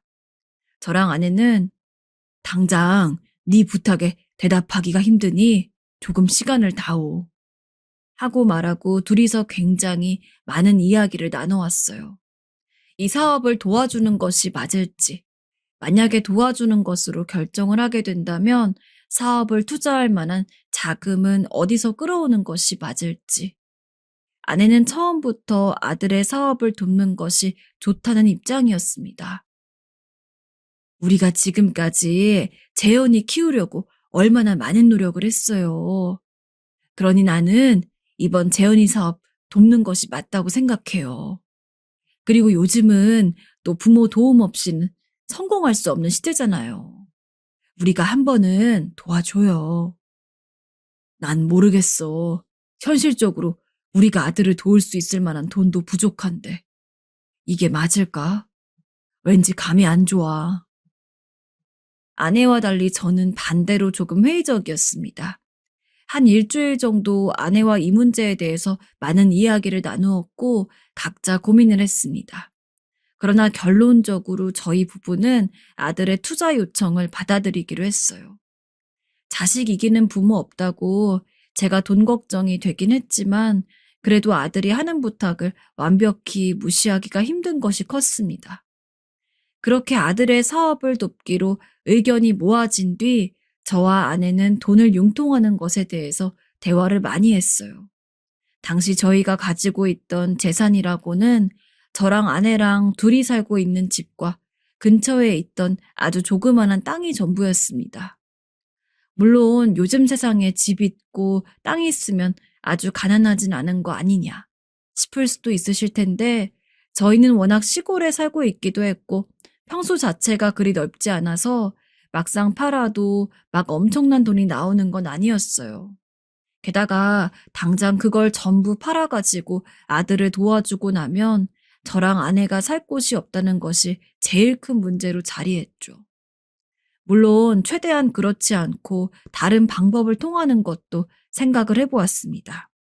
그러나 아무리 가진 돈을 모아봐도 큰 돈이 되지를 않았고 아들의 사업에 투자를 할 수 있을 만한 자금을 모으려면 집과 땅을 파는 수밖에 없었어요. 아무리 하나뿐인 아들이라고 해도 단번에 그런 결정을 내리기는 저희로서도 참 어렵더라고요. 그러나 아무리 다른 방안을 찾아봐도 아들의 사업에 투자를 할 수 있는 방법은 그것뿐이었습니다. 어차피 도와주기로 한 거 우리 팔자 여보. 우리가 자식 하나 잘 되게 하려고 이렇게 고생을 했잖아. 만약에 우리가 못 도와줘서 아들 날개를 꺾는 거나 다름없어지면 우리 삶이 뭐가 중요하겠어. 아들이 행복하면 우리도 행복한 거잖아. 그래요. 잘 될 거예요. 우리 아들이니까. 결국엔 저희는 가지고 있는 집과 땅을 팔아서 그것을 아들한테 증여를 하는 방식으로 사업을 도와주기로 결정했습니다. 그리고 그렇게 되고 나니 당장 갈 곳이 없는 관계로 아들 집에서 살기로 했죠. 저희는 아들한테 이 방법에 대해서 이야기를 했고 아들은 흔쾌히 좋다고 했습니다. 물론 단순히 아들 집에서 사는 것으로 끝나지 않고 만약에 이 투자를 통해서 아들 사업이 성공을 하면은 나중에 아들이 저희 부부의 집을 따로 사주는 것도 조건이었어요. 어머니, 아버지의 집을요? 그래? 괜찮겠니? 네가 조건을 수락하면 우리도 투자를 결정하마. 저도 아내도 워낙 아들을 보듬으며 살았고 그동안 살면서 아들이 저희에게 못해주었던 건 아닙니다. 그러나 저랑 아내 역시 이렇게까지 모든 것을 다 털어서 아들을 도와준 적은 처음이었어요. 그러다 보니까 걱정이 조금 되더라고요. 물론 아들이 그럴 놈이라는 건 아니지만 요새 세상이 원체 흉흉하지 않습니까? 부모 자식 사이라고 해도 무조건 서로 아끼고 효도하고 그런 관계가 아니고 전 그 부분이 걱정이 돼서 아내에게 먼저 이야기를 했습니다. 우리가 아들한테 모든 걸 다 쏟아서 투자를 한다고 해도 우리를 보호할 장치는 하나 필요하다고요. 그것의 예시로 된 것이 바로 계약서였습니다. 아무리 그래도 그렇지 어떻게 부모 사이에 계약서를 쓰냐고 하실 수도 있을 겁니다. 제 아내도 그랬거든요. 여보, 굳이 그런 계약서까지 써야 할까? 재현이가 어련히 알아서 잘 해주겠지. 당신이 너무 예민하게 생각하는 거 아닐까요? 아마 아들도 처음 저한테 그런 제의를 들었을 때는 기분이 나빴을 수도 있을 거라 생각해요. 그러나 저는 아무리 그렇다고 할지라도 저희 부부 전 재산이 모두 들어가는 만큼 효부 계약서 정도는 필수적으로 작성하는 게 맞다고 봤습니다. 솔직히 저희도 아들의 사업이 무조건 성공할 거라는 보장이 없이 투자를 한 거잖아요. 그러면 현실적으로 사업이 망했을 때도 생각을 해야 되는 거고, 혹시나 사업이 성공한다고 하더라도 아들이 입을 싹 닫고 뒤를 돌았을 때 상황도 생각을 해야겠기 때문에 아무리 이것저것 따져봐도 계약서가 가장 좋은 방법이었습니다. 그런 내용을 열심히 피력하니 아내도 제 이야기를 이해해주고 또 다행스럽게도 아들은 이런 저의 염려를 이해했어요.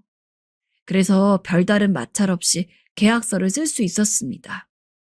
계약서의 내용은 만약에 사업에 성공을 하여 매달 꾸준한 수입이 들어온다면 저나 아내 명의의 집을 하나 따로 얻어주고 그 외에도 매달 용돈 200만 원씩을 송금하는 것이 그 내용이었습니다. 그리고 향후 시간이 흘러 저나 아내가 병이 들고 늙으면 어떠한 방식을 통해서든 끝까지 책임을 진다는 조건도 넣었죠. 근데 저희끼리 그런 계약서를 쓸 때 그걸 영 못마땅한 눈으로 보던 사람이 하나 있었습니다. 바로 며느리입니다. 아가, 요즘 하는 일은 잘 되니? 보니까 네 시애미가 김장을 한다는데 나도 도우려 하거든. 혹시 너도 시간 되면? 아버님, 저 바빠요. 아, 그래? 그럼 어쩔 수 없지. 아들이 30살 때 결혼을 한 며느리는 아들과 동갑이었는데 결혼을 하기 전에는 아들과 같은 회사를 다니다가 결혼 후에는 일을 그만두고 집에서 집안일을 했어요. 저나 아내는 하나뿐인 아들의 아내인 만큼 최대한 시부모로서 불편하지 않게 대해주려고 노력을 했지만 그래도 시부모란 존재는 어쩔 수가 없는지 며느리는 영 저희랑 이야기를 하고 만나는 것을 늘 그리 좋아하지 않는 느낌이었죠. 저희도 그런 며느리 불편하게 하고 싶지 않아서 나중엔 아이 간섭을 하지 않았고요. 근데 그런 며느리가 보기에도 계약서는 영 아닌 모양이었는지 나중에 아들한테 살짝 이야기를 했나 보더라고요. 굳이 그런 계약서까지 써야 하는 거야? 당신이 잘 되면 어련히 어머님이랑 아버님 챙겨드릴 텐데 가족 사이의 계약서는 너무 딱딱하잖아. 난 참 어머님 아버님 이해가 안 돼. 어쩜 그렇게 욕심이 많으신 거야? 며느리가 뭘 걱정하는지 이해가 안 되는 건 아니었지만 어찌되었던 저희로서도 마냥 포기할 수는 없는 것이 있기 때문에 며느리가 마음에 들어하지 않아도 저희는 저희끼리 계약서를 작성했습니다. 그리고 예정대로 아들네 집에 들어가서 살았습니다. 결혼 때문에 떨어져 살던 아들과 함께 사는 건 좋았지만 아무래도 그 이유가 사업 때문이었던 만큼 저와 아내는 아들이 하루빨리 성공을 해서 마음 편히 저희가 따로 나와 살 수 있기를 바랬어요. 무엇보다도 며느리가 저희를 불편해할 걸 생각해서라도 하루빨리 나와서 살고 싶었죠. 저희의 투자까지 받은 아들은 의욕적으로 사업에 뛰어들었습니다. 저랑 아내는 하루 종일 집에 있는데도 아들을 볼 수 있는 시간이 그리 길지 않았어요. 왜냐하면 아들이 거래처를 뚫는답시고 아침 일찍 나가서 밤늦게 혹은 아예 밤을 새고 그 근처 모텔 같은 곳에서 쪽잠을 잔 뒤 또 거래처를 찾으러 나가는 상황이 많았거든요. 덕분에 집안일을 하는 며느리랑 셋이 있는 날이 더 많았습니다. 같이 살게 된 게 그리 마땅치 않아 보이긴 했지만 며느린 저희에게 대놓고 면박을 주거나 하진 않았어요. 식사도 제때 챙겨줬고 청소도 했죠. 물론 그렇다곤 하더라도 며느리가 마냥 달갑지만은 않은 상황이라는 걸 모르는 것이 아니었기에 저희도 저희 나름대로 며느리를 도우려고 움직였습니다. 이왕 이렇게 된 거 며느리랑도 조금 더 좋은 관계를 유지하면 좋으니까요. 그러나 며느리랑 친해지는 게 쉬운 일은 아니었습니다. 아가야, 오늘은 우리랑 같이 나가서 외식이라도 할까? 아니요. 금방 상하는 반찬이 있어서 집에서 먹는 게 나을 것 같은데요, 어머님. 아이, 그래? 특히 아내는 딸 같은 며느리랑 같이 시간을 보내는 것에 대한 낭만이 있어서 저보다 더한 며느리에게 열성적이었지만 영 며느리 반응이 시큰둥하니 조금 슬퍼하더라고요. 우리 며느리는 내가 있는 게 아직도 많이 불편한가 봐요. 아니야. 시간이 좀 더 필요할 뿐이야. 전 그런 아내를 다독였습니다. 분명히 이 집에서 살면서 며느리랑 친해질 기회가 있을 거라고요. 그렇게 저희는 아들 집에서 무려 3년을 함께 살았습니다. 그 사이에 기숙사 생활을 하던 손주가 들어와서 저희는 손주랑도 함께 시간을 보낼 수가 있었어요. 아이라고 하기에는 이미 다 큰 손주였지만 그래도 손주인 만큼 저희는 저희 나름대로 용돈도 주고 손주 챙기려고 갖은 노력을 다했습니다. 물론 그렇게 살면서도 아들 걱정이 안 되는 건 아니었어요. 그 당시 아들은 무언가 일이 자기 마음대로 잘 풀리지가 않는지 매일 집에 와도 그 어느 때보다도 어두운 얼굴을 하고 있었거든요. 식사도 제대로 안 하고 제대로 씻지도 않고서 매일같이 사업하겠다 치고 밖에 나가기 바쁘고 하지만 집안에서 아들의 사업에 대해 이야기를 꺼내는 것은 일종의 불문율이나 다름없었습니다. 안 그래도 사업을 하는 주체는 아들이고 가장 힘든 것도 아들인 텐데 괜히 사업이 어떻게 돼가냐는 등의 질문을 꺼내서 부담을 주고 싶지 않았기 때문이었습니다. 그래서 저희는 아들과 함께 식사를 할 때면 모두가 일부러 사업과는 전혀 관련이 없는 일상 얘기를 하면서 최대한 분위기를 밝게 하려고 노력했어요. 아들이 그런 소소한 대화로부터 힘을 얻기를 바라면서요. 그러나 사업에 성공한다는 것이 절대 쉽지 않은 일이잖아요. 저는 사업 같은 거 해본 적 없이 늘 시골에서 밭만 갈고 살아왔던 늙은이지만 어떤 일에 성공하는 데 있어 아무리 자기가 할 수 있는 모든 노력을 쏟아부어도 그것이 무조건 성공으로 귀결되진 않는다는 것을 잘 알고 있습니다. 사실 농사도 그렇거든요. 농사를 짓는 것 자체야 계절 따라, 날씨 따라 신경을 많이 쓰면 어느 정도는 성공한다고 치더라도 결국 농산물을 팔고 꾸준히 손님들이 찾는 곳이 되기 위해서는 또 그만한 노력이 추가적으로 필요합니다. 그리고 거기서 성공한 농사와 실패한 농사가 갈리게 되고요. 아들도 분명히 자기가 할 수 있는 노력을 다 했을 겁니다. 얼마나 고생했는지는 저와 아내가 직접 봐왔으니까요. 그러나 아무리 아들이 아등바등 한다고 하더라도 그 사업은 원래부터 실패할 운명이었는지 아들은 결국 자기의 모든 노력을 쏟아부은 사업을 그만둬야 할 수밖에 없었습니다. 사업이 실패하고 아들은 모든 의욕을 잃은 듯 방 안에만 틀어박혀 있는 나날이 많았어요. 며느리와 손주를 포함해서 온 가족이 그런 아들의 기운을 복돋아 주겠다고 노력을 했지만 아들은 오히려 그런 것이 더 자존심 상하고 화가 나는지 나중에 가서는 저희랑 대화 한마디 하려고 하지 않았습니다. 네가 그렇게 방에 틀어박혀 있으면 어떡하니? 식사라도 해야지. 그래야 정신 차리고 다시 일어날 수 있다. 제발 정신 좀 차리고 밥 좀 먹거라. 응? 어머니, 나가주세요. 여보, 어떡하면 좋아요? 우리 아들 저러다 잘못되면 어떡해요? 아무리 아내가 우는 소리를 하며 아들을 밖으로 꺼내려고 해도 아들은 절대로 나오지 않았습니다. 아들이 빤히 그러고 있는 상황에서 남은 가족들이라고 기분 좋게 지낼 수 있을 리가 없었죠. 게다가 아들은 사업 실패의 고통을 이기지 못하고 결국 얼마 안 가서 홀로 방에서 목숨을 끊었습니다. 세상에. 재현아, 여보, 119 불러요. 그날의 비명소린 아직도 귓가에 생생합니다. 아들이 밖으로 나오지 않는 것을 참다 못한 제가 망치로 문고리를 끊어가지고 방에 들어가게 되어서 알게 되었어요. 하나뿐인 아들을 잃은 슬픔을 그 어떤 것으로도 치유가 될 수 없었습니다. 아들이 힘들어하는 것은 모두가 알고 있었지만 그렇다고 해서 설마 스스로 세상을 떠날 정도로 마음의 병이 크다고는 상상하지 못했어요.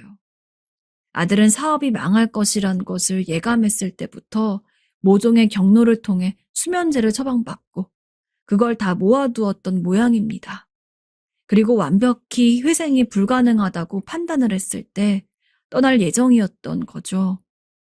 이 사실을 미리 예방할 수 없었다는 것에 죄책감이 들었습니다. 조금 더 적극적으로 아들을 걱정하고 그냥 문 몇 번 두드리고 마는 게 아니라 아들이 나올 때까지 문고리를 열려고 하고 소리를 지르고 그랬다면 아들이 살 수 있었을까? 자꾸 그런 생각들이 들더라고요. 특히나 아내는 늦은 나이에 어렵게 자기가 배 아파서 낳은 아들인 만큼 그 충격이 더했던 것 같습니다. 아들이 죽고 장례식을 치르고 나서 아내 역시 시름시름 앓기 시작했어요. 밥 한 술 제대로 뜨지 못했고 어찌저찌 꾸역꾸역 먹어도 얼마 안 가서 토하고 병원에 가서 약을 지어 먹여도 낫지 않았죠. 아들을 잃은 마음의 병이었던 겁니다. 전 아들을 잃은 지 얼마 안 돼서 그 슬픔을 채 추스르기도 전에 아내를 보살펴야 했어요. 그러던 와중에 청천벽력 같은 이야기를 며느리에게서 들었죠. 이제 재현 씨도 이 집에 없는데 어머님이랑 아버님도 이만 나가주세요. 뭐라고? 어머님, 아버님 여기 계시는 거 솔직히 불편해서요. 이제 따로 살았으면 좋겠어요. 전 당연히 말도 안 된다고 주장했습니다. 아들 녀석 살아있을 때 사업하라고 모든 재산 다 털어준 상황이라 갈 곳도 없는데 이 집에서 나가면 저희가 어디에서 먹고 자나요. 게다가 무엇보다도 저에게는 아들이 살아있을 때 쓴 계약서가 있습니다. 그 계약서에 따르면 저희가 병들고 늙어도 아들이 모두 책임을 져야 하는 그런 거였어요. 그러나 며느리는 계약서를 보여줘도 눈 하나 깜짝하지 않았습니다. 오히려 이렇게 이야기하더라고요.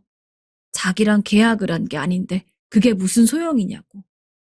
전 애초에 재현 씨가 어머님이랑 아버님이랑 그런 계약서를 쓴다는 것 자체를 인정하지 못했는데 그래도 재현 씨와의 계약이니까 결국 아무 말 안 했던 거예요. 근데 지금 재현 씨는 없고 그 계약을 제가 이행할 필요도 없죠. 법으로 가보실래요? 그렇게까지 할 필요 없이 그냥 저희끼리 끝내는 게 낫지 않겠어요? 며느린 보통 사람이 아니었어요. 완전히 막무가내였습니다. 알았다. 그러면 집을 구할 때까지 몇 달만 더 있게 해줘라. 일단 집은 구해야 우리도 나갈 거 아니니. 아니요. 전 참을 만큼 참았고 애초에 시부모랑 살기 싫었던 거 이때까지 버텨온 것도 용해요. 이젠 제발 나가주세요. 그러며 당장 나가라고 저와 아내 짐을 마음대로 싸서는 거실에 내던졌습니다. 전 어떻게든 며느리를 설득하려고 했지만 며느리는 이미 마음을 완벽히 정한 터라 뒤도 돌아보지 않았어요. 결국 빌고 빌어서 아내가 몸이 조금이라도 나아지는 며칠만 더 있겠다는 허락을 받고 전 그 사이에 집을 알아보았습니다. 물론 그런 집을 단기간에 보기가 쉽지 않았기에 아무런 소득도 없이 최종적으로는 며느리네 집에서 쫓겨나왔어요. 제가 선택할 수 있는 것은 몇 개 없었습니다. 몸이 안 좋은 아내를 데리고 둘이서 함께 할 수 있는 곳이 없었어요. 그래서 저는 제가 일을 해서 돈을 벌 생각을 하고 아내를 요양원에 맡겨야겠다는 생각을 하게 되었어요. 여보, 내가 자주 찾아갈 테니까 일단 요양원에서 지내고 있어. 어떻게든 살 의지를 찾고, 알았지?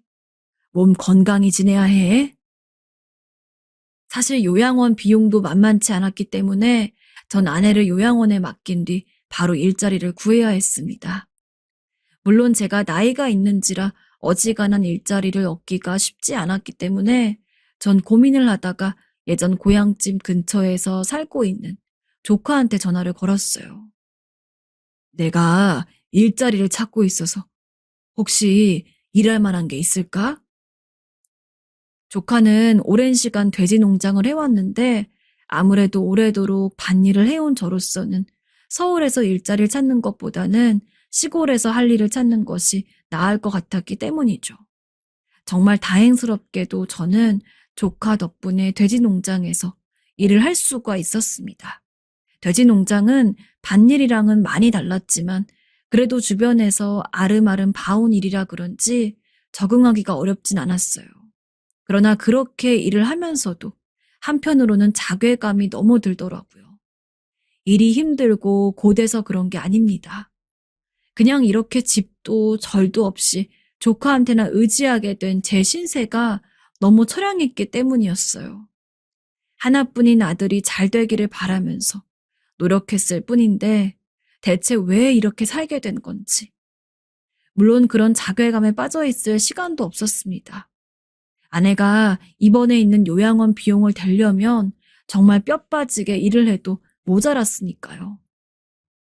며느리네 집에서 그렇게 나오고서 며느리랑은 단 한 번도 연락을 해본 적이 없습니다.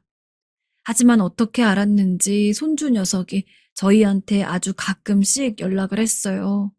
전 며느리랑 연이 끊기면서 손주랑도 당연히 연락이 끊길 줄 알았는데 저희를 먼저 찾아와서 연락을 주었다는 것이 너무 고마웠죠.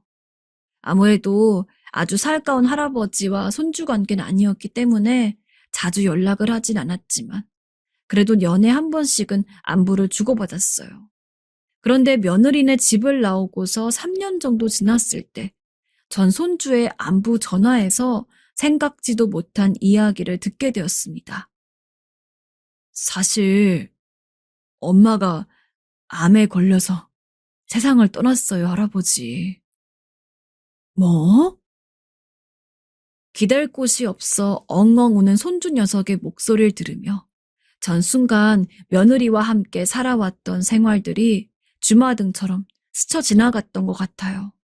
솔직히 그렇게 가차없이 쫓겨나고 나서 원망도 많이 했지만 그렇다고 해서 당연히 죽기를 바랐던 것은 아닌데 이렇게 얼마 가지도 않아서 세상을 떠났다니. 살아생전 며느리는 엄청 건강한 사람이었고 꾸준히 운동도 하고 그랬습니다. 그런 며느리여서 이렇게 예고도 없이 세상을 떠났다는 게 더 믿기지가 않았던 것 같아요. 그 전화를 받은 날은 조카한테 몸이 조금 안 좋다고 이야기를 하고 먼저 집으로 돌아와서는 하염없이 며느리 생각, 아들 생각만 했던 것 같습니다. 며느리도 참, 그렇게 우리를 버릴 거면 잘 살기라도 하지. 지금도 참 많은 후회가 되고 있어요. 며느리가 죽었다는 소식 이후로 생각이 너무 많아지더라고요. 그냥 아들도 그렇고 며느리도 그렇고 둘이 죽은 게 다 저희 부부 탓인 것만 같습니다. 제가 애초에 아들이 사업에 투자해달라고 했을 때 절대 안 된다고 못을 박았다면 아들이 죽었을 일도 없을 테고 며느리도 암에 걸릴 일이 없었을 것 같아요. 정말 지금은 아내가 살아있으니 저도 살아있는 거지 아내까지 떠나면 제가 어떻게 될지 모르겠습니다. 안녕하세요. 인생이란 무엇일까? 가끔씩 스스로에게 질문을 던져보신 분들 있으신가요? 전 저희 시댁 식구들을 보면서 그런 생각을 많이 했어요. 제가 내린 결론은 인생의 답은 없다입니다. 시어머니는 남편이 어렸을 적, 그다지 좋은 부모님은 아니라고 했습니다. 매일같이 아이들에게 욕을 하는 욕쟁이였다고 했죠. 남편이 하는 이야기를 들어보면 비단 남편뿐만 아니라 남편 위의 형제들 역시 시어머니 사랑을 받고 자란 사람은 한 명도 없다고 했습니다. 모든 자식들에게 매정한 어머니셨다고 해요.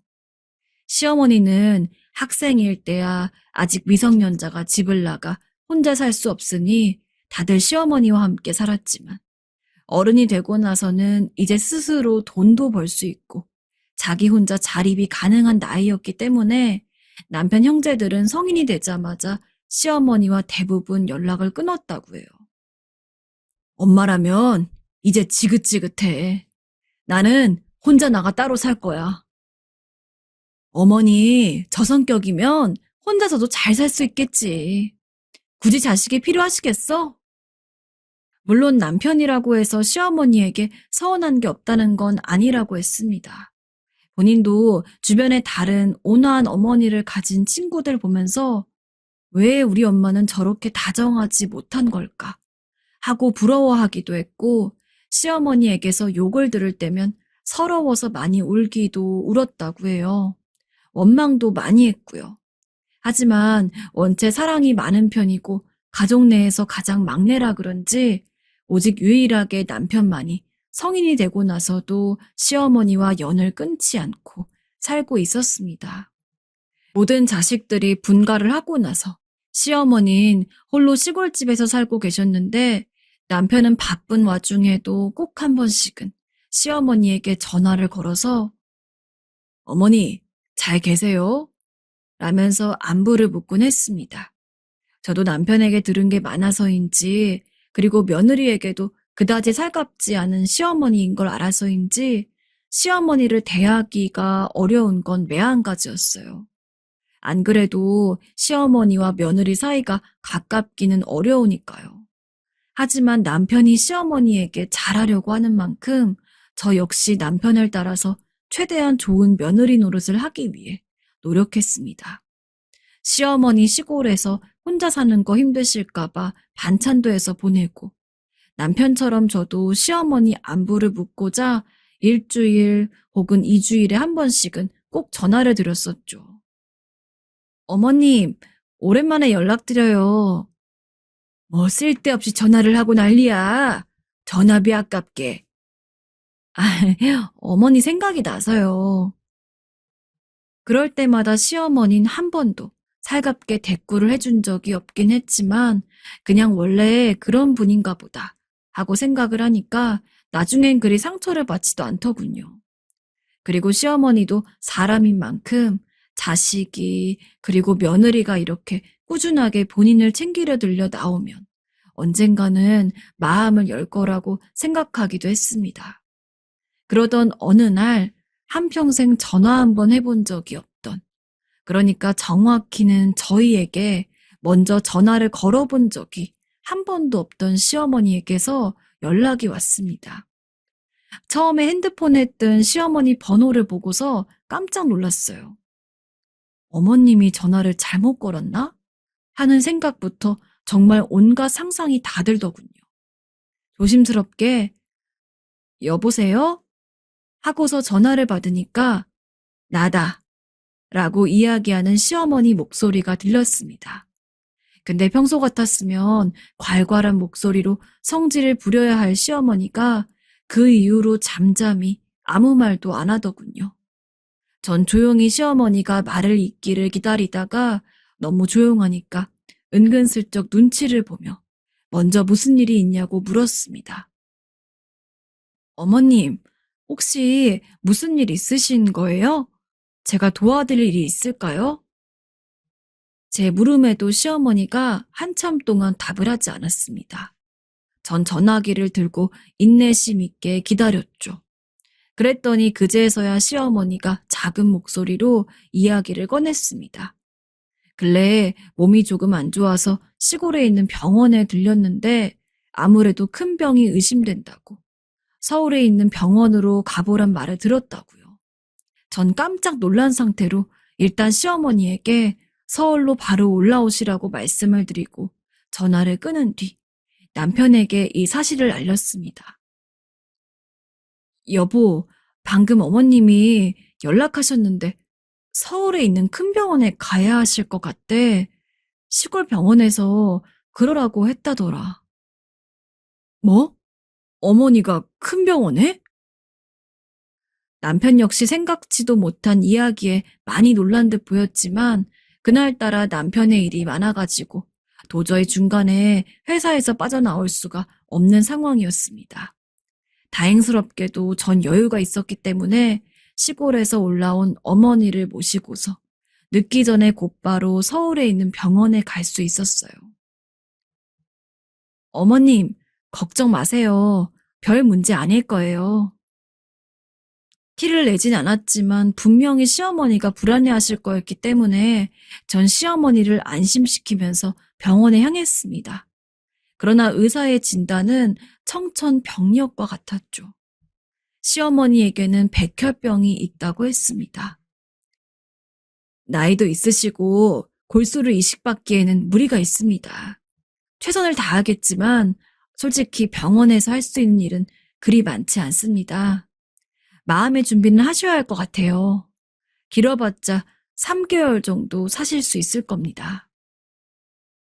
심지어는 백혈병으로 인해서 시한부 판단까지 받았고요. 시어머니는 그런 이야기를 들으면서도 담담해 보였는데 오히려 옆에 있던 제가 너무 놀라서 안절부절하지 못했습니다. 시어머니를 모시고 병원을 나오는데 도저히 할 말이 없더라고요. 이런 분위기에선 무슨 대화를 나눠야 할지 집으로 돌아오는 길에 정말 아무런 말도 나오지 않았습니다. 시어머니는 무슨 생각을 하는지 알 길이 없었고 전 시어머니가 백혈병 진단을 받고 3개월 시한부 판정을 받은 것에 대해 위로를 해야 하는지 혹은 그냥 가만히 있는 게 나은지 알 수가 없었죠. 어머님, 일단은 저희 집에 함께 가요. 그리고 이왕 올라오신 김에 서울에서 시간 좀 보내다 가세요. 시골도 좋지만 계속 혼자 계시면 심심하잖아요. 남편도 어머님 보고 싶다고 하기도 했고, 일단 다른 건 몰라도 한동안 어머니가 서울에 계신 게 나을 것 같았습니다. 비록 의사는 어머니가 얼마 살지 못한다고 이야기하긴 했지만 요새 의학도 많이 좋아지고 했으니까 꾸준히 병원 치료를 받고 약을 먹다 보면 차도가 있지 않을까 하는 기대가 있었어요. 가끔씩 기적이라는 것도 매스컴에 오르락내리락하니 그 기적이 시어머니에게도 찾아올 수 있다는 작은 기대도 했습니다. 그러나 시어머니는 회의적이었습니다. 어차피 곧 썩어 문드러질 몸인데 서울에 있어봤자 뭐해. 난 그냥 원래 내 집이 편하다. 시골에 내려갈 거다. 그러니 괜히 내 생각한답시고 그러지 말아라. 무조건 바로 시골에 내려가겠다는 시어머니를 얼마나 열심히 설득했는지 모르겠습니다. 제가 아주 길에서 붙잡고 올기세로 말리자 시어머니도 그때서야 어쩔 수 없다는 듯이 그러면 남편 얼굴만 보고 가겠다고 하더군요. 그래서 집까지 모시고 간 다음에 시어머니가 방에서 쉬시는 동안 남편에게 따로 연락을 했습니다. 어머니가 어떤 진단을 받았는지도 알리고 말이죠. 내가 형들한테 이 사실 알릴게. 아무래도 사안이 큰일인 만큼 남편은 다른 형제들도 이 사실을 알아야 한다고 생각한 모양입니다. 하지만 나중에 집에 와서 들어보니까 남편은 저에게 연락을 받은 그 즉시 형제들에게 연락을 했는데 시어머니가 3개월밖에 살지 못하는 시한부임을 알렸는데도 불구하고 전부 알아서 하라는 식으로만 말하고 전화를 끊었다고 하더군요. 뭐 어머니 연세에 갈 때도 됐지. 우리 보고 설마 돌봐라 그런 거 아니지? 우린 사정 여의치 않아서 어머니까지 신경 못 써. 지금 내가 그걸 말하는 거야? 어떻게 형은 말을 그런 식으로 해? 엄마가 곧 죽는다는데. 노인네가 죽을 때 됐으면 가는 거지. 원래 인간은 다 죽는 거야. 참, 나 나쁜 사람 몰아가지 말고 아무튼 입장 전했으니 끊는다. 남편을 제외한 다른 형제들은 의사며 사업가며 잘 살아가지고 돈도 많은데 그 누구도 어머니를 도울 생각을 안 하고 말이죠. 남편은 그날 형제들한테 엄청 실망을 했는지 집에 들어오면서도 한참을 씩씩대면서 오더군요. 솔직히 저도 그동안 남편 따라서 며느리 노릇을 했을 뿐이지. 시어머니에게 유난히 정이 간다거나 시어머니가 좋았던 건 아니었기 때문에 한 번도 시어머니에 대해 긍정적인 방향의 감정을 가져본 적은 없는데 남편에게 그런 이야기를 들으니까 참 뭐라고 할 말이 없었습니다. 그리고 평생 처음으로 시어머니가 너무나 짠해 보였어요. 지금껏 시어머니가 직접 쌓은 업보라고 말하면 할 말은 없지만 그래도 자식인데 이렇게 남편을 제외한 다른 자식들에게 외면을 당하는 시어머니라니. 형들이랑 누나도 진짜 너무한다. 어떻게 그럴 수가 있는 거야? 남편은 어지간히 형제들의 반응이 큰 충격이었나 봅니다. 물론 시어머니가 욕도 많이 하시고 자식들에게 다정한 어머니가 아닐지언정 그래도 자신들을 낳아주고 길러준 어머니이기 때문에 최소한 그렇게까지 살 날이 얼마 안 남았을 정도로 아프단 이야기를 들으면 다르게 반응을 할 거라고 생각했다고 합니다. 남편은 평소에 우는 사람이 아닌데 계속 흐느끼고 그 모습을 보니 저도 가만히 있을 수가 없었습니다. 여보, 내가 어머님 돌아가실 때까지는 어머님을 여기서 모시고 싶어. 우리가 잘 모시고 살아보자. 남은 시간 별로 없지만. 반쯤은 충동적이긴 했지만 그래도 남은 반 정도는 진심으로 시어머니를 제가 모시고 싶어 남편에게 이야기를 했습니다. 비록 시어머니가 저에게도 다정한 적이 없다고 하셨을지언정 전 내심 시어머니가 그렇게 행동을 하는 것에 대해서 어떠한 이유가 있을 거라고 생각을 했어요. 그리고 그동안은 저도 시어머니가 무서워서 지레 겁먹으면서 피한 것이 있기 때문에 지금이라도 시어머니와 많은 이야기를 나누고 친해지고자 노력을 한다면 아무리 무뚝뚝하고 욕만 하는 시어머니라고 할지라도 분명 친해질 수 있을 거라고 생각했습니다. 결국 시어머니는 시골에 돌아가지 않고 서울에서 저희와 함께 쭉 살게 되었어요. 물론 처음에는 시어머니의 반발이 거셌습니다. 나 같은 거 신경 끄고 너네도 너네 인생 살아라. 왜 이렇게 쓸데없는 노력을 하는 거냐? 어차피 나는 얼마 살지도 못한다는데. 어머님에게 남은 시간이 얼마가 되었든 그냥 같이 있고 싶어서 그런 거예요. 그러니까 어머님이 조금만 봐주세요. 아휴, 너희도 참. 엄마, 제발요. 라고 말하며 정말 진정을 다해서 시어머니를 설득했습니다. 그러자 시어머니는 생각보단 어렵지 않게 저희 말에 수긍을 하고 이후 시어머니는 큰 병원에 모셔졌습니다. 마음 같아서는 집에서 함께 있고 싶었지만 이미 병이 많이 진행된 상황이었던지라 집에서만 모시기가 어려웠죠. 하지만 치료를 한다고 해서 그게 큰 도움이 되는 건 아니었습니다. 그저 시어머니가 아프실 때 고통을 늦춰주는 진통제 역할을 하는 정도가 전부였어요. 전 그런 시어머니가 계신 병원에 매일같이 찾아갔습니다. 어머님, 오늘은 몸이 어떠세요? 그리고 대꾸도 제대로 안 해주는 시어머니에게 매일같이 말을 걸었어요. 그 노릇을 한 달 가까이 하다 보니까 처음엔 제 얼굴도 제대로 안 보던 시어머니가 짧게나마 답변을 해주기도 하시고 나중에 가서는 언제 그런 괴팍하고 욕쟁이 같은 모습을 보였냐는 듯이 그냥 평범한 다른 집 시어머니들처럼 저와 이야기를 나누기도 했습니다. 깊은 대화를 나눠본 시어머니는 정말로 놀라울 정도로 다른 부모님들과 비슷한 사람이었습니다.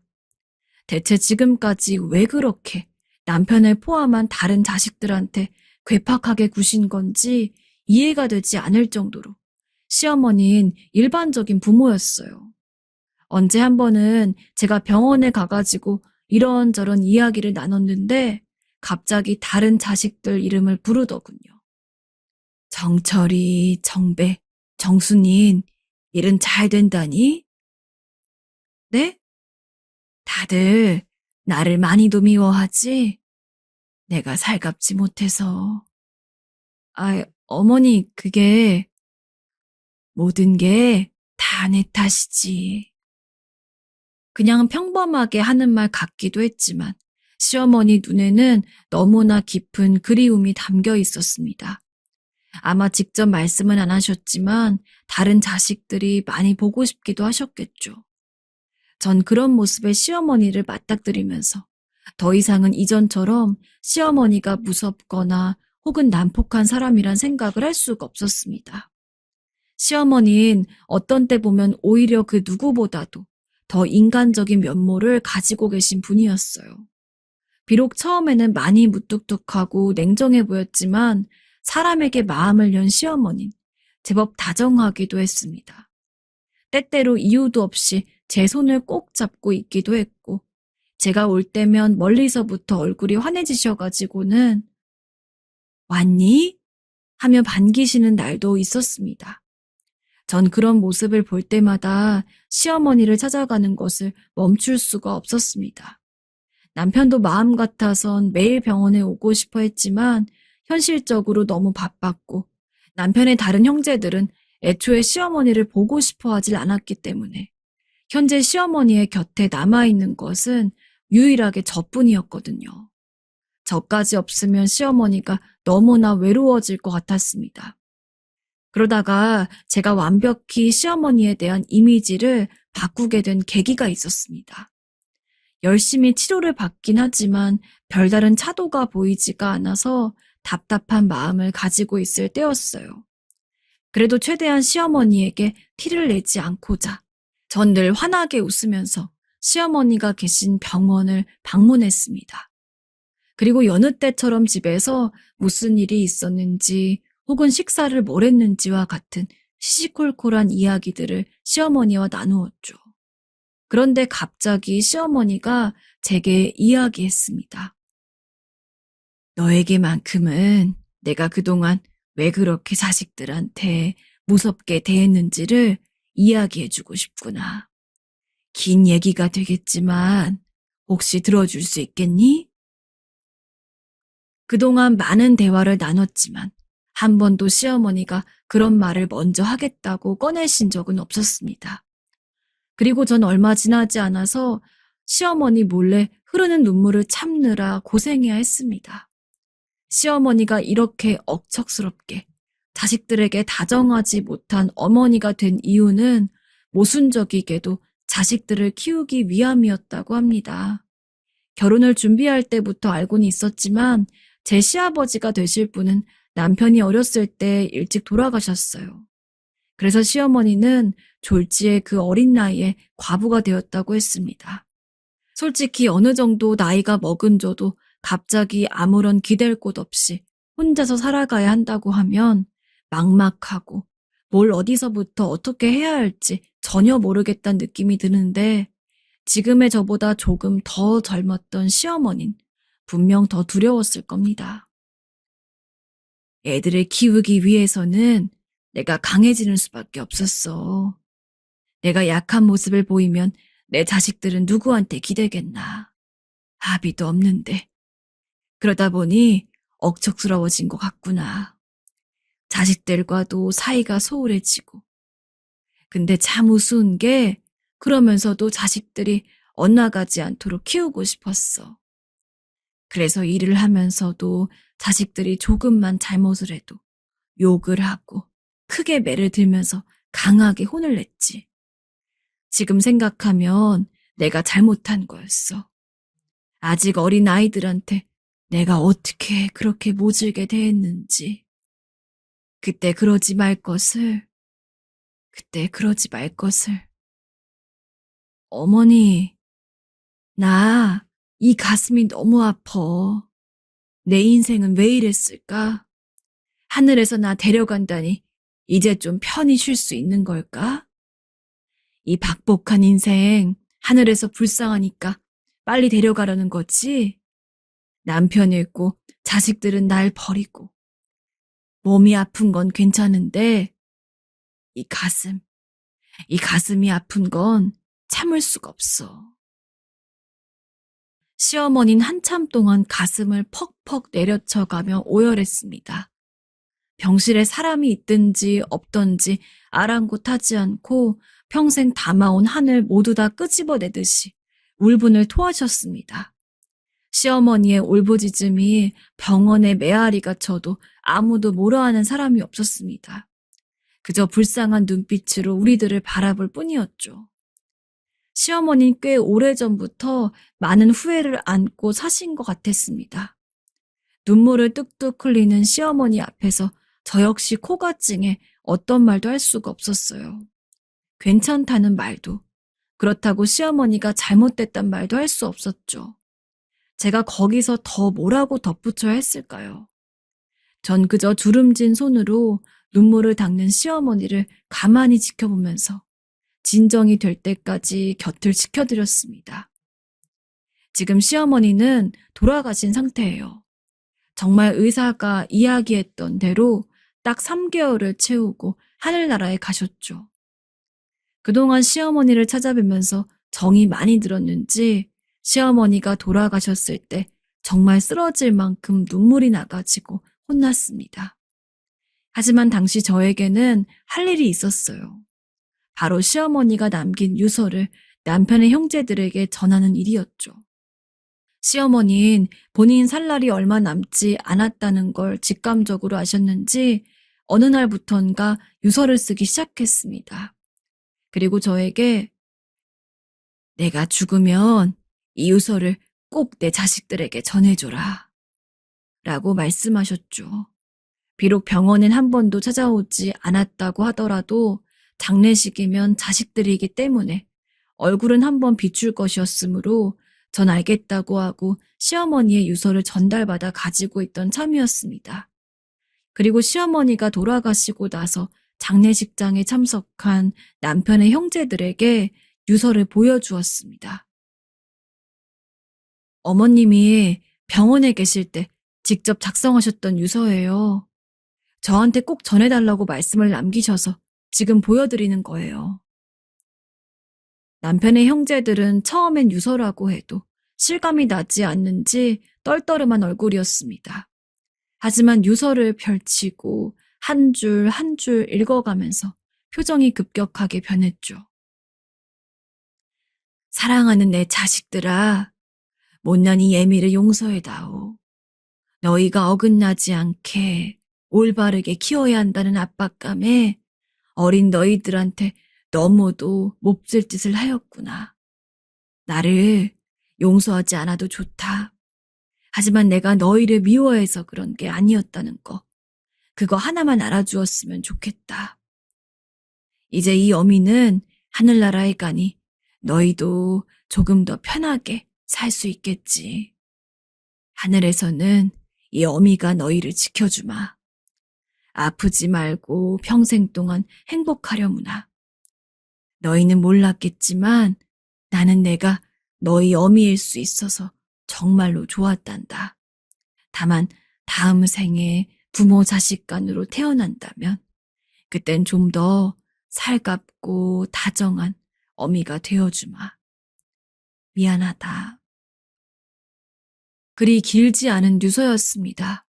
하지만 남편의 형제들은 그 짧은 유서에서 시어머니의 진심을 느낄 수 있었던 것 같습니다. 유서를 보고서도 한참 동안 아무런 말도 하지 못하더군요. 그러더니 하나 둘 눈물을 흘렸습니다. 그 모습을 보고 있자니 어쩐지 제게 말을 걸던 시어머니가 생각이 나더군요. 시어머니는 어쩌면 저와 나누었던 그런 살가운 대화들을 자식들과 나누고 싶으셨을 겁니다. 하지만 이미 너무 오랜 세월 동안 나쁘고 때로는 폭력적인 어머니로서 살았기 때문에 쉽게 다가가기가 힘드셨던 거겠죠. 그 모습을 보니 너무 안타까웠습니다. 한 명이라도 조금 더 마음을 열려고 노력을 했다면, 한 발자국 더 다가가 보려고 했다면, 아마 시어머니의 죽음은 지금보단 덜 외로웠을 것 같았으니까요.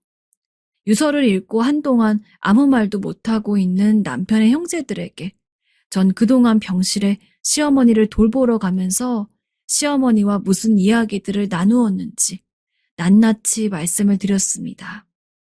시어머니가 자식들을 너무도 그리워한 일, 자신의 행동들을 후회하며 참회했던 일. 어머님은 매일같이 자신에게 잘못이 있다고 했어요.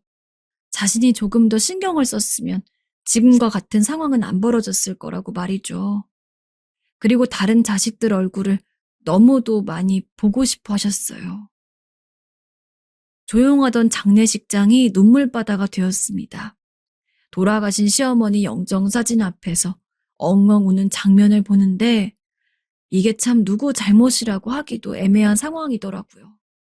저와 남편은 그저 바닥에 엎드려 자신들이 보인 그간의 행동들을, 후회하고 있는 남편의 형제들 모습을 그저 가만히 지켜보기만 했습니다.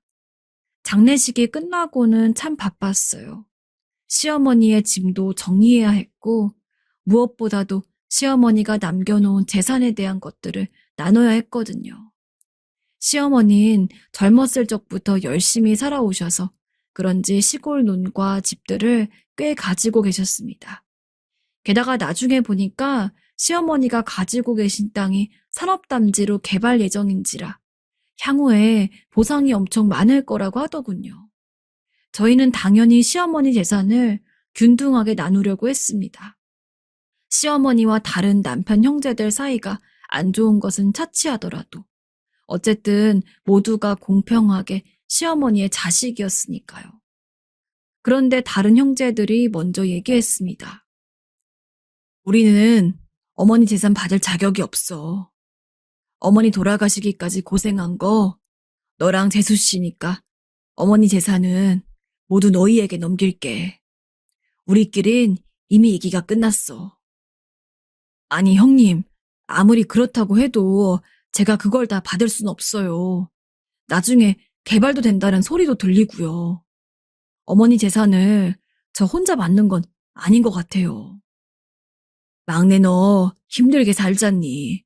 그건 그렇고 솔직히 어머니 원망 많이 했다. 네가 모르는 일들도 많이 겪었어.